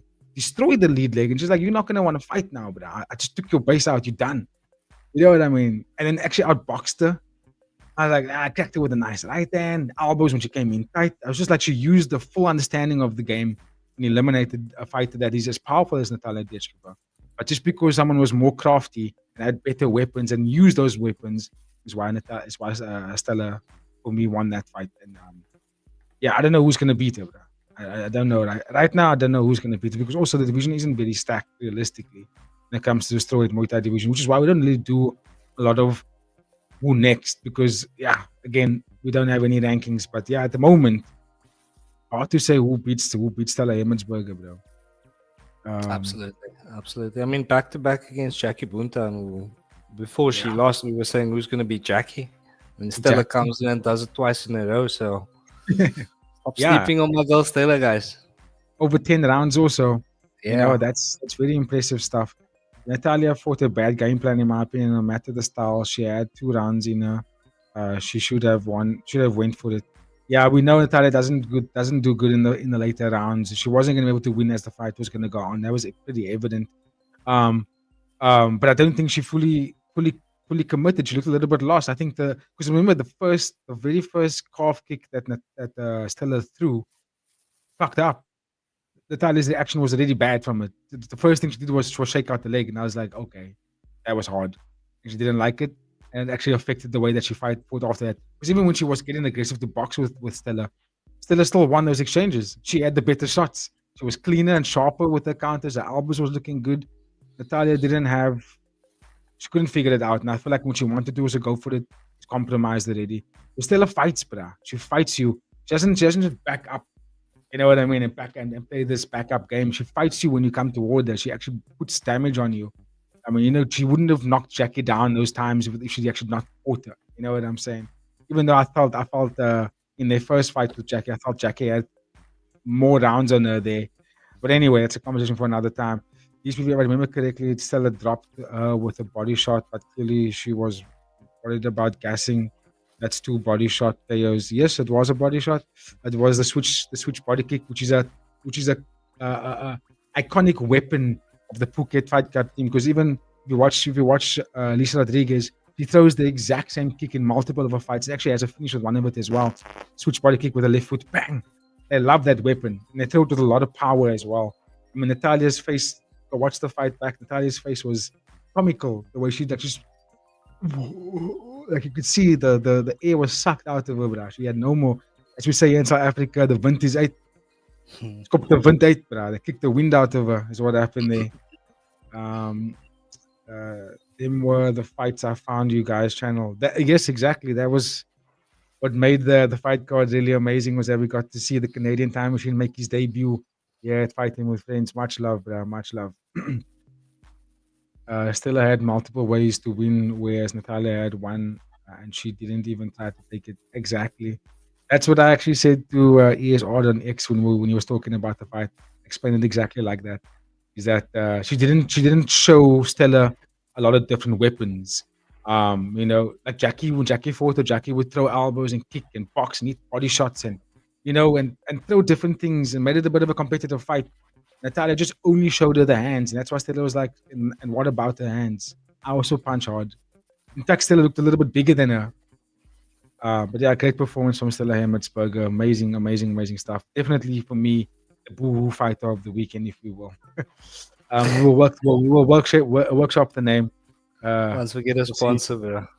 Yeah. But I think it's a bit of a fun thing to do. With at the end of the show, we must do a take like that. Who's like your MVP of the week of the weekend's combat sports? Oh, by the way, who is yours, AD? Mani, Stella.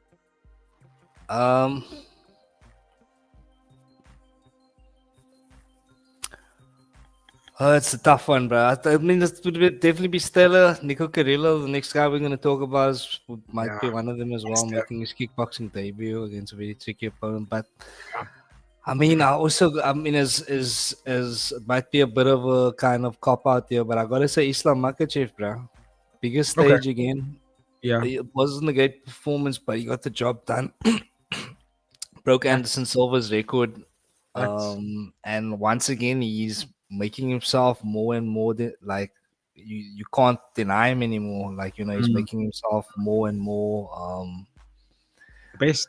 less deniable as the Yeah. GOAT. You know what I mean? He's taken one more step to make himself less deniable as the GOAT. So I think we've got to give a shout to that. But yeah, I think Stella's got to be the one, bro, because I think she really did exceed expectations. And coming into the fight as an underdog, Yeah. I still can't believe that was. she really, yeah. So yeah, based on that, I'm gonna say Stella, bro. Yeah, no, for real. It was a big fight, and I do think a large portion of the viewers did think that Natalia would be able to have touched her chin. But I think that's because they were probably living in the highlight packages, and people like us had watched these fights extensively, even before the events, after the events. We know you only have one chance to beat Stella here, and like these people say, she didn't take the chance. Um, still to show the intelligence, and she's only 27 years old, bruh. The best is still yet to come. You Yeah, I know mean, also make like Stella can't take a punch, bro. exactly. You know what I'm saying? She's got it all, bro. And I think she's gonna have quite a long reign at the top of the Yeah, division. Yeah, unless there's something special gonna come up against her. absolutely, absolutely. All right, let's move on to that co-main event. Featherweight kickboxing. Nico Carrillo, Muay Thai champion, making his kickboxing debut against Zhuo Jiaqiang. Jiaqiang. I'm just gonna say Jai. Featherweight kickboxing, and look, I know myself and these people were saying about that this guy is gonna be a tricky opponent for Nico, and he was in that first round a very tricky opponent for Nico Carrillo. He used a lot of good footwork, great attacks to the lead leg. Everybody knows Nico doesn't check a lot of kicks, so he attacked the lead leg, which did pay dividends a little bit. Nico didn't like it. There was nice body kicks of his own, some good boxing of his own. But I think what was evident in this fight was Nico Carrillo is an absolute unit. He's a gorilla of a human being, and he was able to take that man's shots. And I think if Nico did not press for that second round finish, and maybe still fought a little bit tentative like he did in the first round to kind of find range and find his space, he would have lost a couple of his sort of weapons. So, for example, his legs would have lost his legs for me because that man was targeting it. He had some of his own good body shots as well. But when Nico would tag Jiaqiang back with a jab or a body shot or overhand right or a switch body kick of his own, the difference in impact was large. It was light years apart from in terms of impact, which is what we were saying. Nico wins by knockout, or Jiaqiang gets a decision and kind of bags because he is a better kickboxer, but just couldn't deal with the power. And he was lucky it's big gloves and not small gloves Muay Thai because it would have been more devastating than that. But great performance from Nico Carrillo in his debut. Cashed a lot of guys parlays for them. And I actually liked the way that he fought against an opponent who I thought was going to be a very difficult opponent for him, bro. What are your thoughts, Adi? Yeah, Nico, of course, cashed my parlay as well on the night. So shout out to Nico, second true king of the North of the ESR. Shout out to ESR, of course. But yeah, like you said, it was in a way it was very similar to the main event. We had someone who had a lot of power in their hands, and we had someone who had like quite a few weapons and was arguably a better technical fighter. Yeah, and I think Zhou showed it in the first round, bro. He kept Nico at kicking distance. He kicked his legs, and like you said, if Nico had kept fighting in that way, he would have had a lot of his weapons neutralized. He would have had a lot of power and his shots taken away by his legs being damaged like that. So he did exactly what he needed to do. I don't know if he was taking the first round to get reads or what was going on, or if Zhu was just really doing a good job to keep him at distance. But it just seemed like in the second round, Nico was like, nah, I had enough. I'm not getting paid by the hour here. So getting out of here, bro. And he did it with bigger gloves as well, right straight. See you later, bro. You know what I mean? For real. It's like you almost said in the second round, it's like, yeah, hold my stuff. Enough playtime. I'll be back in a second. I watched the fight back now, and there was a couple of right hands he landed on the on Zhou, and the sound of the right is poof, poof. You see the man's face just go like that. I'm like, yo, ref, get in there, dude. This guy's taking a serious beating. Like you just can't do it anymore. I mean, the finishing sequence is ridiculous because it started with the body shot, and it just like throws Gia Kuyang, and then he was just stopped. And then from there, it was just an onslaught for like 30 seconds, which led to Nico Corello's beautiful, beautiful finish. Just go to a comment here from DSPV quickly. I don't think Joe ever been hit like that before. I'll admit that after that fight, I don't think he beats Marat, but Nico is Nico in contendership. I think Nico beats Superbon, and incoming hot take, Nico beats Nabil in the rematch. Let's go! Let's go! Where's that? We have it here. This is my personal. That's funny. Yeah, no, I do think it'll be an amazing fight if Nabil comes back in featherweight. Oh, I'd love that rematch between Nico and Nabil. I think it'll be a different fight entirely. Coming back to this one, yeah, you say Nico. You don't think Nico beats Marat in a kickboxing fight? I don't think he does either. But I think Nico and Superbon potentially. Yeah, I think Superbon's a very tricky fighter, a very smart fighter, in the way that he knows how to use things in different range, and again, a lot of weapons, how to sort of nullify a bull-like approach fighter in Nico Corello. Does he knock? Can he knock Superbon out? I think very likely. I think very, very likely. I would love to see that fight as well. But early stages, I want to see Nico defend his Muay Thai strap first. The Canadian Time Machine, 22 likes, guys. Let's go. Thank you again for letting the guys know in the chat to support. Much love. But late on the soundboard here, guys. Sorry, I didn't take care of that, so it's okay with me. You're the man, Time Machine. Let's go. Love for the love, guys. Appreciate it. So before we move on, I know DSPV, you mentioned the day of this fight that you would love to see Zuo Jiakuyang stay or come back to one championship. I don't know what you think, AD, but I kind of agree with that. I like the way that he fought, even though he lost. I actually would like to see him have another shot at one championship. No, definitely. Like again, agreed. He looked very good in the first round. So yeah, and again, it's Nico Corello, bro. So I think he did enough to give a good showing on himself. So give the man one more fight, I would say as well. Yeah. Absolutely. Canadian Time Machine, I got to take the son and nephew to the splash pad in an hour after I cook some dinner. All right, awesome, bruh. Awesome splash pad. Oh, the splash pad life. Gotta love it. For Nico Corello, do you think he should stay or not should stay? Next fight, kickboxing, Muay Thai, defend the title. What do you think? I think just go back to Muay Thai, bro. We don't want to see Nico Corello in the smaller gloves because that's where his power lies. So, and he's got a title to defend. I like that he tried to transition to kickboxing, but I think as a champion, you need to stay in your sport and defend that title. You know what I mean? So yeah, I would say stay to Muay Thai. So the fight was, the contender fight was Luke Lisi and Muhammad Yunus Rabah. Luke Lisi won that fight. Luke Lisi also got knocked out within the first round against Nico Corello in the fight before that. Nico did get asked about a potential fight with Luke Lisi again. He said he doesn't mind. He can smash it again. Someone did tell me about a potential fight for Nico Corello coming up at the end of the year. This person was in contact with Nico Corello himself for an upcoming for his Muay Thai fight. So apparently what Nico had said was that there's a high percentage that he's going to defend the title by the end of 2026. We didn't want to say who the opponent is or would be. I get a feeling it's probably going to be Luke Lisi again. So I think his next fight is highly likely, more than likely going to be a Muay Thai fight. I kind of hope that it's going to be within this year still, because he took no damage, or he took okayish damage, but not a lot in this fight. So I hope to see him come back and defend the Muay Thai strap in 2026. Joe versus Ben Wallace. That's not bad. I think Ben Wallace has got a fight coming up soon, if I'm not mistaken. Maybe Zuo versus Wajima. That wouldn't be a bad fight either in the featherweight kickboxing division. But anyway, we'll keep it moving.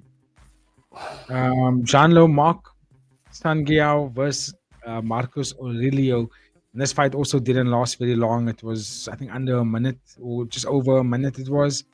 And then Marcus Aurelio basically caught John Mark with a nice overhand right, put him coming in, slipped him down and pound, wrapped up the fight in a very, very good fashion.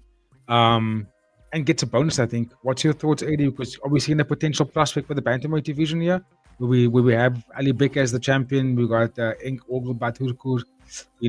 Fabricio Andrade is still there. What's his name? Bumina Ang is back in the winning column again. What's your thoughts here? Yeah, I mean, not really too much that you can say. It was a first round knockout, but yeah, great performance by Aurelio. And yeah, the division is looking good. Lots of good contenders here. So hopefully we can get some rankings put together and we can really get kind of a landscape of what's going on in the division. And I mean, who's next? For the title, Oh, because title. yeah, because I mean, is Fabricio Andrade even still competing, bro? You know what I mean? When last have you seen him fight? The Ink Ogle fight. It was last That year. was. Oh It was yeah, he last lost the title. He didn't look himself in that fight. I don't know. Is he still? He did? Yeah, he didn't look like the Fabricio Andrade of years gone by. So I don't know, bro. I don't know if you probably have to take one more fight before getting a title Probably have shot. to, yeah. He just lost. Sure. So yeah, I prefer to honestly. I prefer to have rankings before talking about this. Yeah, for me personally, because I don't. Yeah, I'm not really too clued up on the MMA divisions. Yeah. Mamuka versus Nico would be interesting. Yeah, it actually would. I think in kickboxing it'll be a better fight to watch, like a more competitive fight to watch. I think in Muay Thai, I think Nico would be able to find the kill shot on him. You could do Muay Thai or kickboxing for that one. I think kickboxing will make it more competitive. I think Muay Thai, Nico will find a way to put him away. Mamuka, when you see someone's more powerful than him, he immediately goes on the back foot and becomes defensive. You don't want to be defensive against Nico because he will knock you out. You know what I mean? I mean, you don't want to be on the back foot against Nico. You want to be the one that makes him go backwards. Like the way Shadow did, took the fight to him. Kana Morimoto, she took on Pui from Hong Kong, and I love this fight. It's not been back and forth, just crazy pace. But you can clearly see the one is very decorated at kickboxing, the other one has a lot to learn. Kana Marimoto being the one that's obviously the more decorated fighter because she was polished. She knew what she needed to do in there. She attacked the body. She hit the overhands was really good. Her boxing was sharper and more accurate. Her switch kick to the body. Her inside low kicks was working. She had different targets that she was landing on all the time. Whereas Yuya was just Mortal Kombat. That's all she was doing the whole time. And yeah, there was moments where she wasn't even landing all those shots. I was just like, yo, you're not even. I was just making you kind of sort of, like, come on now, like, let me parry all of this first, and then get back at her. So I thought kind of won every single round and looked really good at it. What do I want to see for her next? I think she's a kind of fighter that could always really go up against some really top names. Maybe if one championship is smart, I would say maybe bring back this at the com and then keep this at the com kind at the one samurai card. I think that'll be a fucking banger. Kana's talking about next. She wants to start her revenge quest and going back and beating the fighters who beat her so far. Pejija, who was the other one? She lost to Pejija. She lost to Vero. She wants Vero next as well. Anissa Mixon's not. She's retired now. She just says Vero and Pejija she wants to fight. And the Pejija's fighting against this woman Petri, who also beat Kana to collect the Kana's title in K1. So fighters she wants to get fighters that she wants to fight again to get her win back. Personally, I would say leave Vero alone. I think I want to see Vero fight Muay Thai maybe against Rodriguez. But I want to see Kana fight against Tessa.com. Like that would be a brilliant fight at Atomweight Kickboxing. Any thoughts, Sadie? We move. Nah, just echoing what you said, bro. I think kind of just better technical fighter and yeah, of course Peters want to go the distance. So I was happy with that. And lastly, shout out to Tessa.com. If you haven't seen our interview or BG's interview with her yet, check it out. And hope to see you back soon, bro. Yes, sir. Yes, sir. Viet Ando and Davy Brandau was an interesting fight. Davy Brandau, young, hungry prospect, vibrant young fighter, brilliant. But Viet Ando showed that he's obviously a stronger guy. Even though he missed the weight, and you can clearly see how he looked on the night. He looked swollen. He looked a little bit slower. He got exhausted in there. He didn't look like the same Viet Ando that we normally know, but he still found a way to finish the fight, and he attacked the body early of Davy Brandau from the first round actually, which allowed him to get the finish in the later rounds. Because Davy Brandau, I thought he wasn't even going to make it to the third round once with it, because second round ended with him almost out on his feet. He was down, and I thought the referee was going to call the fight, to be honest with you, but they didn't.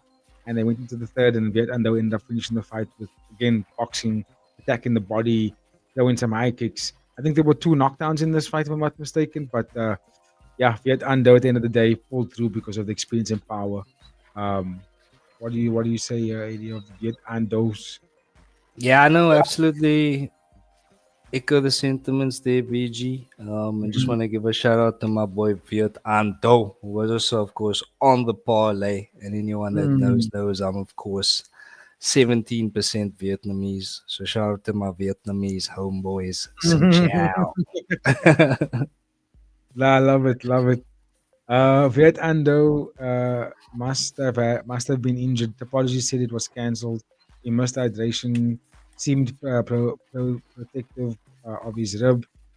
Honestly, if he was 100% or close to it, the fight would have been over in 60 seconds. Yeah, he would have. Yeah, he would have ended the fight very quickly. No doubt there. To be honest, it showed me he has the heart, and I think in a way it's even more impressive than a quick finish shows he's got layers to his game. Yep, completely agree. Completely agree. Completely agree. Uh, get Doe on the podcast. We should actually, we should. He called out Valif and Royan. We are South African. Hey, AD, let's actually try and get them. Get them both on the same time, bro. But I think Vietnam. Excuse me. What's his name? Valif's fighting against Yuya Wakamatsu. He really Oh attacking the yeah, fight. yeah, Samurai 3 or something. Eh? Yeah, next month. So Yeah, it's a fight. The fight's in like 3 weeks, 3.5 weeks from now. So we should get Vali on very soon, actually. Um, make it happen, bro. because I spoke to Vali about Vietnam though, actually, and he said he knows the name. So I was like, okay. But he's telling, I'll fight him anytime. He said, I'll fight whoever one gives him. So he's not answering me with a normal generic answer like that. Ruan Alvarenga versus Myram McQueen. This was a back and forth. I think Ruan did enough. I thought that even though Myram got the catch early, he didn't do enough after that. Ruan got on top, main control, looking for the subs, got his own leg lock catch at the end, and also had more dominant control, which ultimately made him win that fight. Not much else we can really add to value to that fight in particular. 80. I don't know if you got a thought there, but I don't have much else to add to it. Let's keep moving, bro. These people said, I remember I said on the Ruin podcast that Doe was the fight, and I wanted to see.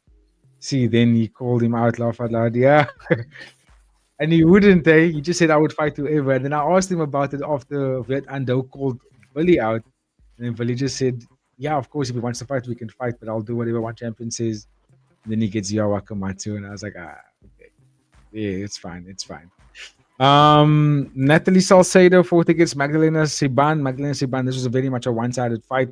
Magdalena just outboxed her, out wrestled her, outstruck her for 3 rounds, took her down, and basically just beat her up there the whole time. Salcedo fought like somebody that, in my opinion, shouldn't really be in there anymore.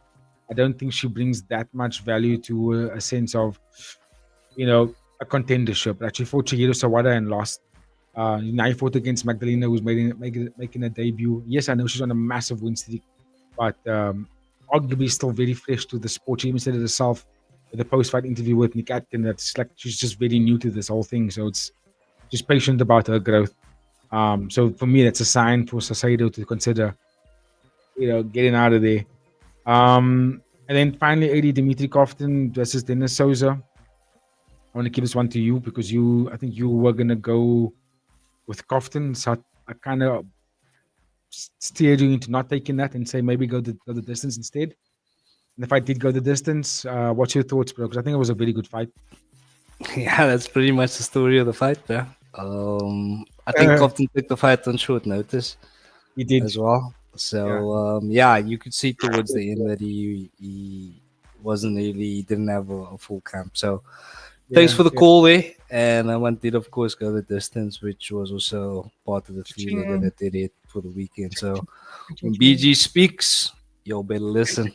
The Canadian Time Machine, I won a few bucks off Saban. I'm happy you did, because we also had her. She was for me, a good favorite on the card. I don't think she was going to lose that fight. I believed it. I was like, nah, I can't see her around when Natalie gets her. Nothing crazy, but I won an easy 20. All right, let's go. Easy money, bro. Easy money. For beer. Buy a beer with that. Go.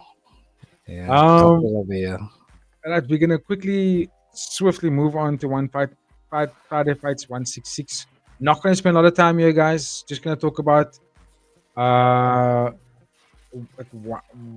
couple of fights, really. Like I said, there was a bit of a meh card. I think we only had one play at Heat 80, or was it? No, I think we missed on Friday Fights.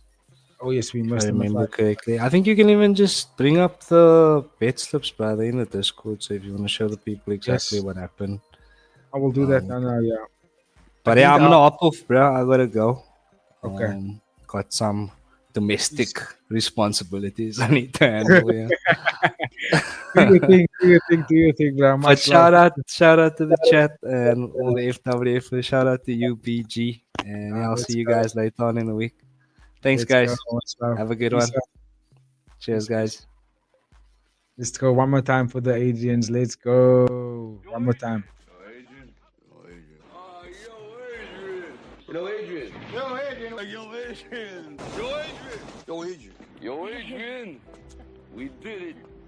Yo, Adrian, you did it. Much love to AD. Let's go, guys.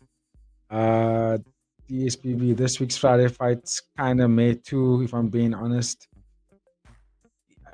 Yeah, I did look at the cards. I think Song Chan Noi and Banu Lok I like.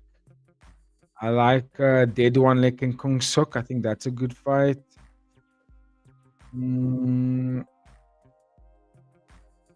Kwaswa Win and Kamawut should be a good fight.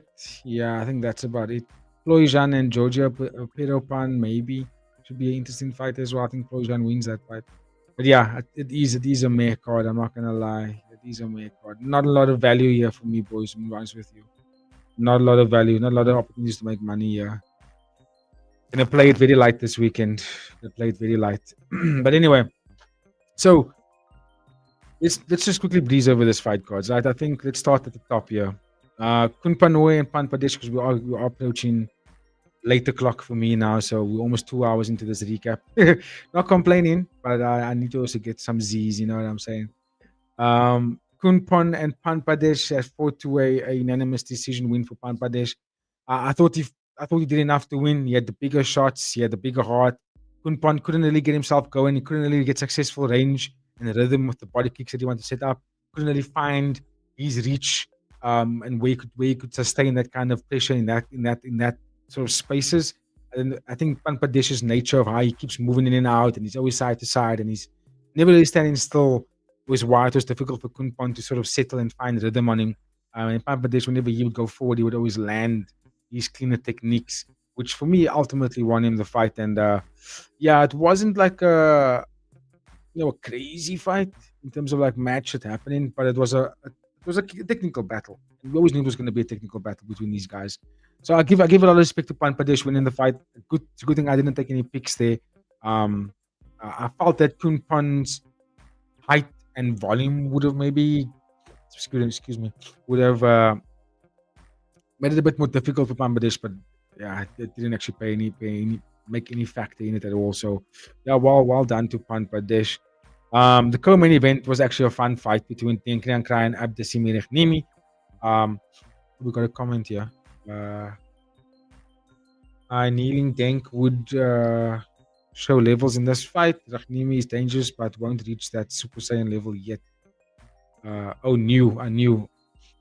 Yeah, I agree with you, DSPB, which is why we went with Tenkrian Krai and our parlay, which did didn't hit. I'm looking here at the bet slips quickly. The Denkrian Cry, Aitsankan failed. Denkrian Cry. Oh no, we didn't actually take that play. No, yeah, we did. Went the distance. Denkrian Cry went the distance. And that's because I felt that Denkrian Cry probably wasn't gonna knock him out. I was definitely gonna school him. Canadian Time Machine. Is this one championships?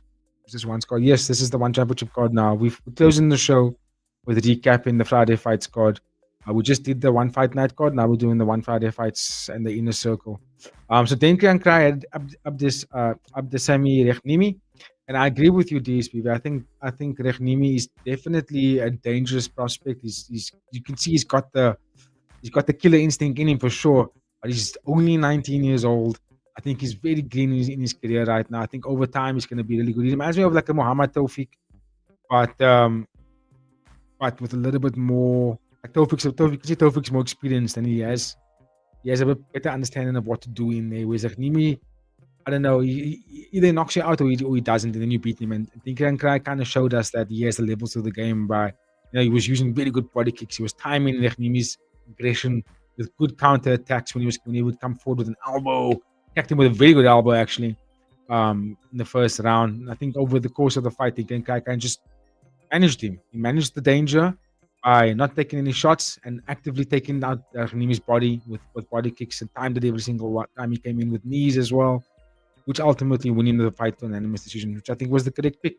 So well done to Denkrian Cry. I think Rechnimi is a name to remember and keep an eye out on him because he's a prospect. Keep an eye out on this young guy. I think he's something to watch, something to keep tabs on going forward. He either gets his knockouts or he would likely get a knockdown. So he's a good name to pick for wins going forward. Just keep an eye out on him. Pet, another pet, fourth featherweight Muay Thai, got an early knockout with a nice left hook, knocking out some Pong Chai. Both guys making their debut. So again, not much to say in terms of like what's going to happen next for them. But I feel like for featherweight Muay Thai that needs more contenders, I think Pet would be a good addition for one championship to bring in. Bring him back again. Let him fight. Maybe in September again. Maybe in November. Let him have another showing. Would be interesting to see what he looks like. I thought Aiden won that fight. Bad decision in my opinion. Aidang versus Sai Petlek. You thought Aidang won the fight? Oh, it told him, yeah, this was the fight where he was just throwing a whole bunch of crazy shots at Sai Petlek. Sai Petlek's face was bruised and bad. Yes, it was the bad decision. You're right. And they had a split decision. Yes, it was the incorrect decision. Thank you for reminding me. I was going to skip over that one. But yes, Aidang Koichai was definitely for me winning the fight. He had all the power shots. He had all the forward momentum. He was going forward. I would say maybe in the later rounds he was still slowing down and Sai Petlek had a couple of more shots coming into it, but still not enough. He was on the back foot for the entirety of that fight, and didn't do enough of the big shots to add Aidang Koichai out there. I think Aidang Koichai, yeah, go watch the fight back if you haven't watched the fight back. Anybody, he really did a lot of damage on Sai Petlek, but also a style that for me, I can't say that I could get behind it. It's a very aggressive and reckless style that Aidang Koichai fights with. So although I felt he won this fight and he looked good in this fight, I think his style will lead him to maybe getting clipped because he's very reckless and he does fire from the hip. He's all here. It's all from the hip. He's not keeping his guard. He's not moving. It's all just wild stuff from the hip. And I think a technical fighter will catch him for sure. A good advantage that he has over everybody else in that division is height. He's tall. Like Adam, they're tall for the division, which is good. Let's see what one championship does with him. Arthur Klopp versus Gabriel Pereira. Excuse me. I think this fight was very much a clear decision for me. Although there were a couple of fouls. There was a couple of cup shots. Arthur Klopp spent a lot of time in that fight pointing out back at the headshots. Looked a little bit distracted for me in the fight. I don't know if you guys can agree. Arthur Klopp looked very distracted. I felt Gabriel Pereira fought a very good game plan, which is staying in the face, high volume, keep him on the back foot, make him defend. Arthur Klopp doesn't really throw a lot of combinations. It's more of like a a two-piece, if you will.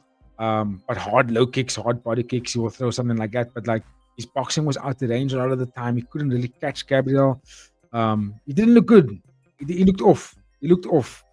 The moment he stopped the fight in the first round, point out the headshot, back of the headshot, which wasn't even there, by the way. But he was aiming for the he was aiming his left hook to go sort of around the guard and hit the back of the ear of Arthur Klopp. But Arthur kept complaining about the back of the headshot. And the moment he did that in the first round, I was like, dude, it wasn't even close to the back of your head, firstly. And you stopped the fight. Let the ref stop the fight for the back of the headshots. Why you stopping the fight for the back of the headshots? Like, he stopped the fight himself, which I'm like, nah. So that's when I realized, okay, he's distracted, or his head is not in the game. Because for the remainder of the fight, Pereira just kind of took control and outlanded him. And yeah, the rightful winner was Gabriel Pereira. So whoever took Pereira and then keep winning 99 millions took Pereira. Well done on taking Pereira because the line was wide. He was a big underdog all week actually. So whoever took Pereira, well done on that pick there. Baba Gaji got a very good KO against just a sloppy fucking Chamanao. Batuchu Baitsankan lost this fight against Meriev.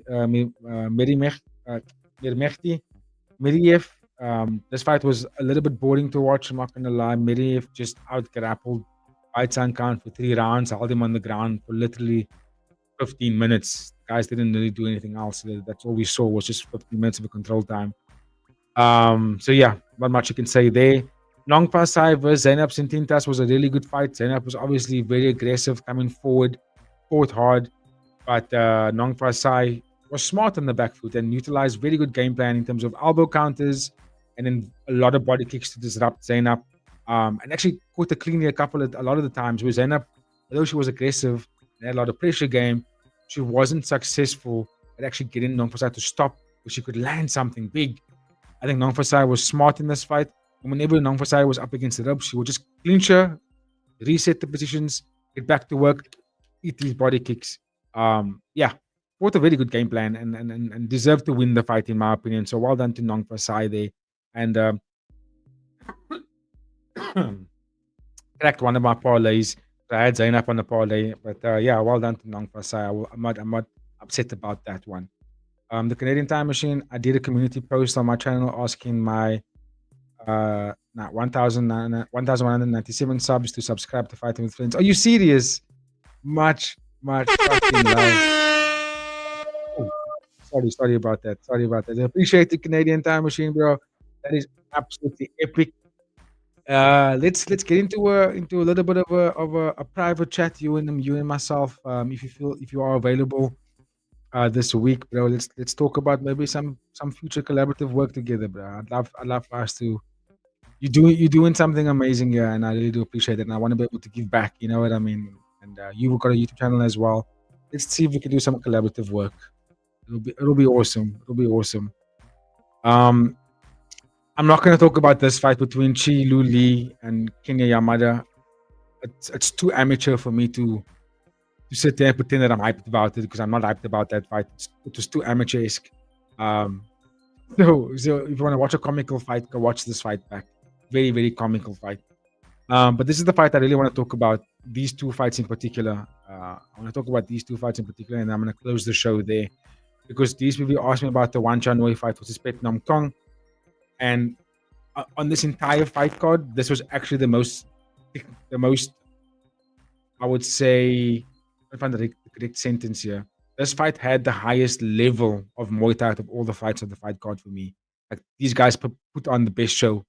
And I'm glad they were on the fight card because if they weren't on the fight card, I think we would have had a very, very low rating of this fight card, in my opinion. Yes, we can figure something out for this or next week for sure. Absolutely, bro. Let's do it. I know next week's gonna be pretty decent. I don't think I'm not going to be doing any lives for this weekend because it's a very, very personal weekend for me because I've got the funeral. I've also got 2 birthday celebrations. So this weekend I'm not going to be doing any live UFC streams, but I'm going to be live on Friday for the One Friday fights, and I'm going to be live on Thursday as well. So let's see, maybe one of those 2 lives you can jump on with us. If not, maybe we set it up for next week. maybe we do the UFC stream for each other next week. The MMA fight is insulting to be put on the same show as the rest of the card. Yeah, that MMA fight between Chilu Lee and Yamada, disgraceful. No live One Friday fights. No lives. One Friday fights. No. There is the 28th of August next week Friday. Yes, there is a live. So this week we have Songcha Noi and Ban Lulok, right? That is 21st. 21st is this Friday, right? On the 17th now. And then the 28th is the Pajija title fight. Oh. No. Oh, sorry. I misunderstood the question. Yes. DSPV, I am going to be live this Friday. I'm going to be live this Friday and next Friday. I'm just not going to be live for the UFC this weekend. But I am going to be live for UFC again next weekend. We'll be back double header next week. A comical fight was Ray J versus Orlando Brown in the celebrity boxing match. What? You were talking about celebrity boxing, celebrity any fights. You're not going to hear me. I'm going to be far away from that, my friend. Far away from that. The Canadian Time Machine. Sorry, DSV, I misunderstood your question, bro. But yes, I am going to be live. And okay. Sorry for your loss, brother. I'll be here Friday for sure for your stream. Much love. Appreciate it, guys. Appreciate it. Thank you so much for the kind words, the Canadian Time Machine. Yeah, a bit of a personal weekend for me.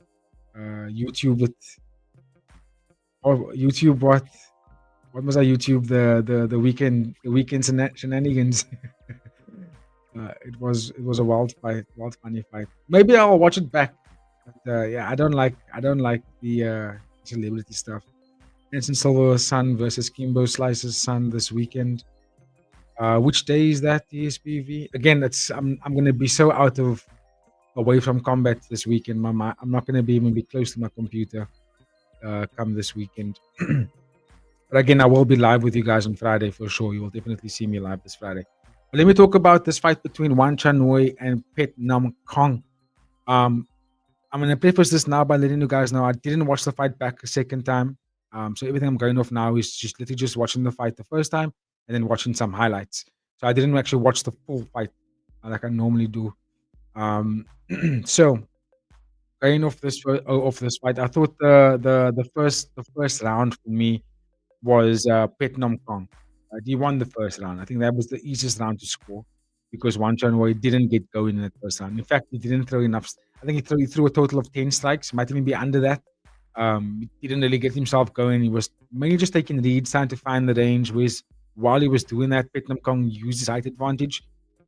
Pardon me. He blasted a lot of body kicks, a lot of high kicks, and he made Wan Chan Wei defend all of it, right? Even though it was being blocked, it was still landing and still counting. So Pet Nam Kong he won that first round, right? What are you saying is the celebrity fight from That's So Raven and Ray J, old rapper. And also the size difference, bro. Isn't Orlando like 5 foot something, like 5'2", 5'3"? Isn't he a short guy? And also overweight.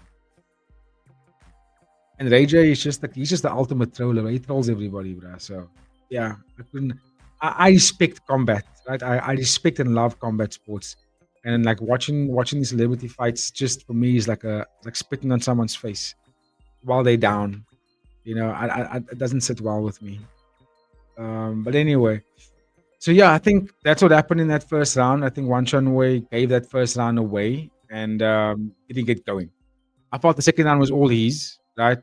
Definitely he's like powerful second round. He dominated that round by going forward, taking the fight to Pet Nam Kong, cracking him with big shots, hurting him pretty badly. Nearly got him out of there actually in that second round, but also got to the point where he punched himself out a little bit. But still won the round. More significant in the way that Pet Nam Kong won his round, right? But still, I still think that we're going in 1-1 going into the third round. The third round was a swing round for me. I still felt that it was a round that could have given it to anybody, which is why I felt the fight. I was potentially going to see, not hoping for, but I felt we're going to get a 10-8, excuse me, a split decision going to Wan Chanoi. And the reason why I say that is because I still gave the third round to Wan Chanoi. Yes, he was cut open and he had the blood. He was caught with a nice elbow from Petnam Kong. Petnam Kong was looking slick. Petnam Kong was looking really slick, especially in the third round when I would say that the round is 3 minutes long. So I would say the 50% of the round, the first half of that third round, I had Wan Chanoi winning. He was looking strong. He was backing up Petnam Kong again. He was landing the bigger blows. He was going forward. He had good timing on his right hands. Every time he get backed up, he would land a nice right hand. And then the round shifted again, and then Petnam Kong started getting some more energy, and you could see Wan Chanoi was starting to get really tired, and you could see he was exhausted. And I felt that that's because he emptied the clip in the second round. He emptied the clip there. And then the round faded and ended with, or at least the conclusion of the third round was Petnam Kong looking like he was fresher, stronger, landed more now, and he was backing up Wan Chanoi. Wan Chanoi looked a little bit exhausted. So it was a very close contested fight, right? And because of the way the fight ended, it made the referees, the judges probably going like, Petnam Kong, right? He won the first round. He arguably got the third round as well. So you probably give him round 1 and round 3. And I think that's what the judges did. And that's probably why we have him at unanimous decision. On a personal note, I felt that Wan Chanoi had the bigger damaging shots, especially from that second round. And I thought in the third round, even though he lost the conclusion of that third round, I still felt that the body of that third round was all Wan Chanoi. He had the bigger moments. That's my thoughts on the fight. We had Wan Chanoi in the parlay as well, so I could be motivated by that. But I think, it's just the way the fight ended, and the kid and they live by that rule. They stand by that rule of judging the fight as a whole and not round by round. They live by that, And yeah, man. What can you say? Don't leave it in the hand of the judges, right? You got to go for the finish. In one, it's about who ends the round strong. It feels like that's what it looks like. That does look like at the SPV. It does feel like, especially that third round, right? It does come down to who finished the fight the strongest, and also paired up with who was closest to finishing the fight, who had the more dominant exchanges. Is what it seems like what they're looking at. And it was a close contested fight. Let's be honest. It wasn't like it was either guy pulled away from anyone. Round 1 for Pet, round 2 for Wan Chanoi, and then the third round was a swing round. Both guys went for it, and Wan Chanoi started the third round stronger, and Pet ended the third round stronger. And in a fight like that, it comes down to the prerogative of who's judging it at the end of the day, and that's unfortunate. But I thought Wan Chanoi won overall. I don't know if that answers your question, DSPV, but I thought Wan Chanoi won that fight overall. Excuse me. So now let's move on to that co-main event of the Inner Circle.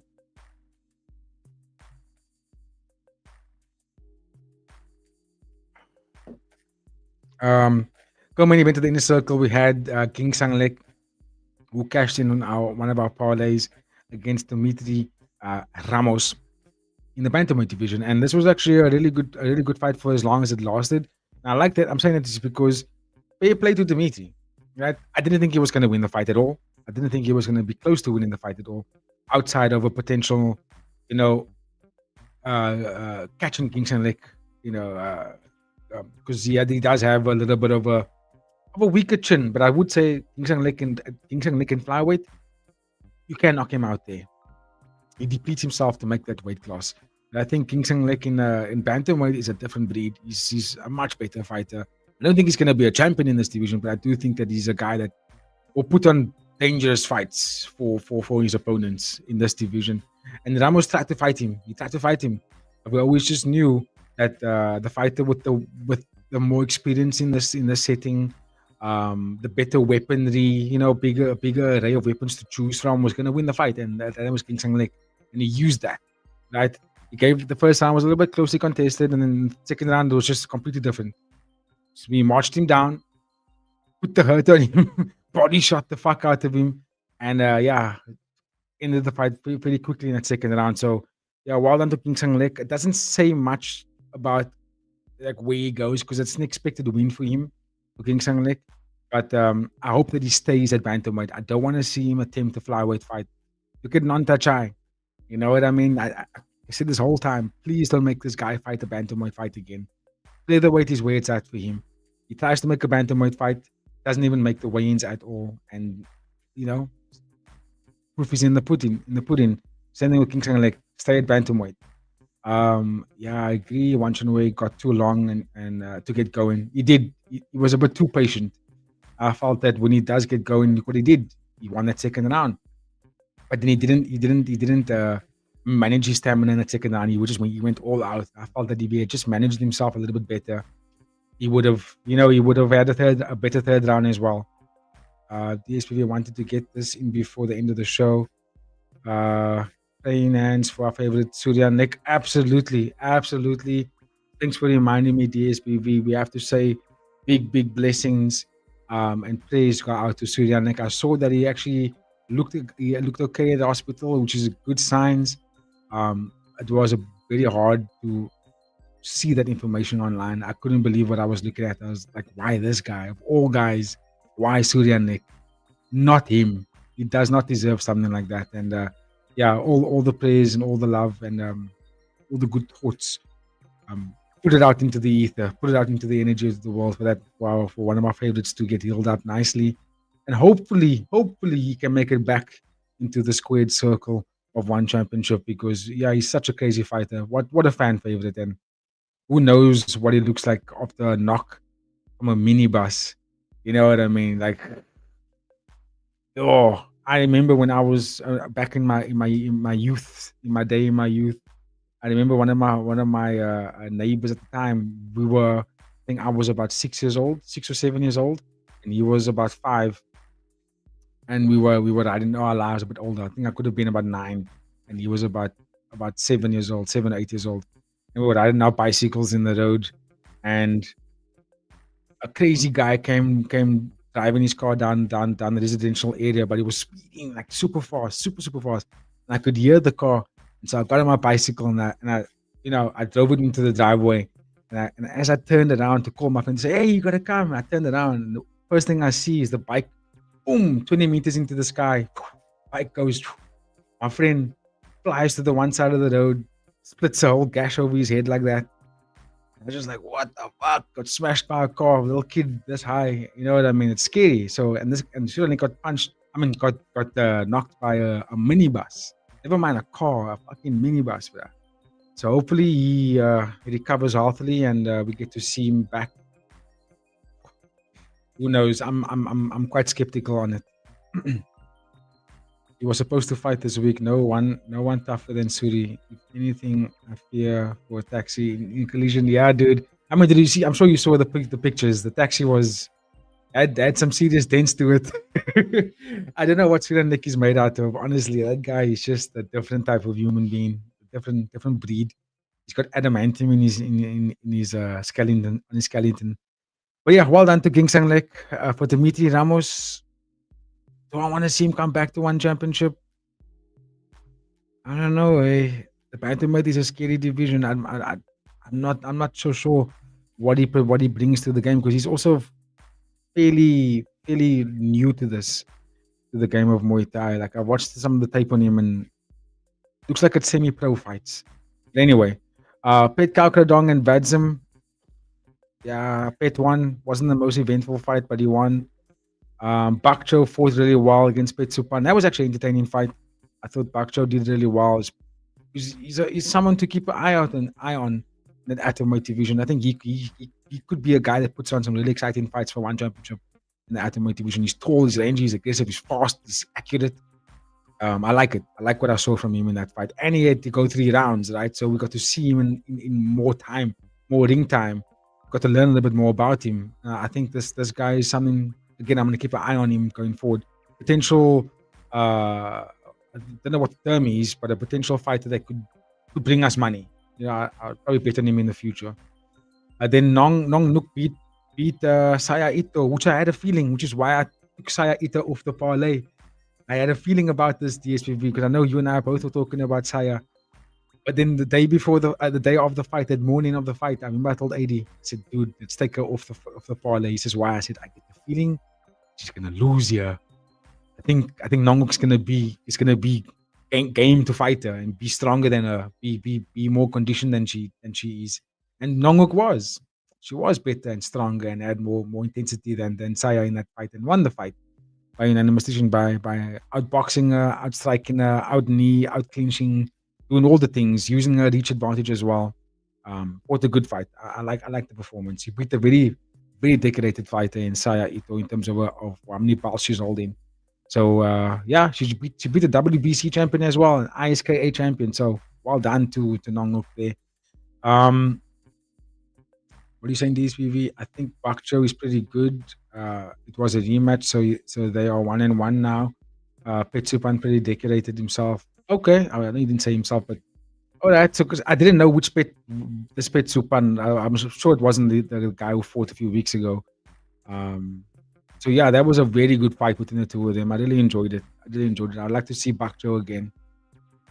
Some fighters have many world titles, but just not made for small gloves. And Ito is one of them. Yo, true words have never been spoken, right there, DSPV. I completely agree with you. She just didn't look like it was her world in that small gloves. Not her world. But anyway, guys, I want to thank you all so much for making it so far into our channel. Let's watch from the video in the episode. Excuse me, I'm getting a bit tired now, so I need to go and smoke some weed and so I'm going to sleep after this. But anyway, appreciate every single one of you guys that's made it this far into the channel and to the episode, saying the exact same thing. I want to remind you guys of what you can expect for the remainder of the week. So we do have One Friday Fights 167, as you guys know. So we're going to do a preview for you guys that's going to come out on Thursday. I might even actually release it for you guys on Wednesday. Yeah, I think I'm going to do it. I'm going to record it tomorrow and then give it to you guys on Wednesday. So it's going to be an early release Wednesday, One Friday Fights 167. And then we're going to do the UFC preview, which will be coming out Tuesday. So keep a lookout for that. And then Thursday night, 9 p.m. South African time, same time as we went live for this one. We're going to do, if I was a betting man, we'll talk about our plays and bets for the week. And I hope to see you guys on Friday for another watch along of One Friday Fights 167. Oh, it's going to be fun. Songshanway Bandolok. Banger. Absolute banger. So yeah, guys, like once again, much love. Once again, don't forget to like, comment, share, subscribe on your way out. Let you people know about Fighting with Friends. Join the Discord server. Make the community grow. We want to make this community become something massive. All of us make gang cash as we grow. I'm seeing the numbers increasing as I'm concluding the channel right now. So maybe I should consider starting the show a bit later instead of starting the show at 9 p.m. South African time. So I might consider doing that for the next one. We'll have to see. But I think 9 p.m. is a good time slot for us. DSPV, good stream, long stream. Well, no worries. Yeah, 3 hours of recap time is crazy. But we had 3 fight cards to get through, so I can understand that why it was taking so long. But anyway, guys, I want to say thank you again for coming through the Canadian Time Machine. You're an absolute stud. Appreciate you guys. For myself and the Fighting with Friends team, guys, have yourself a fantastic morning, day, where evening you guys are watching from. Stay safe, stay blessed, and I will definitely catch you guys in the next one. I'm super tired. I'm out of here.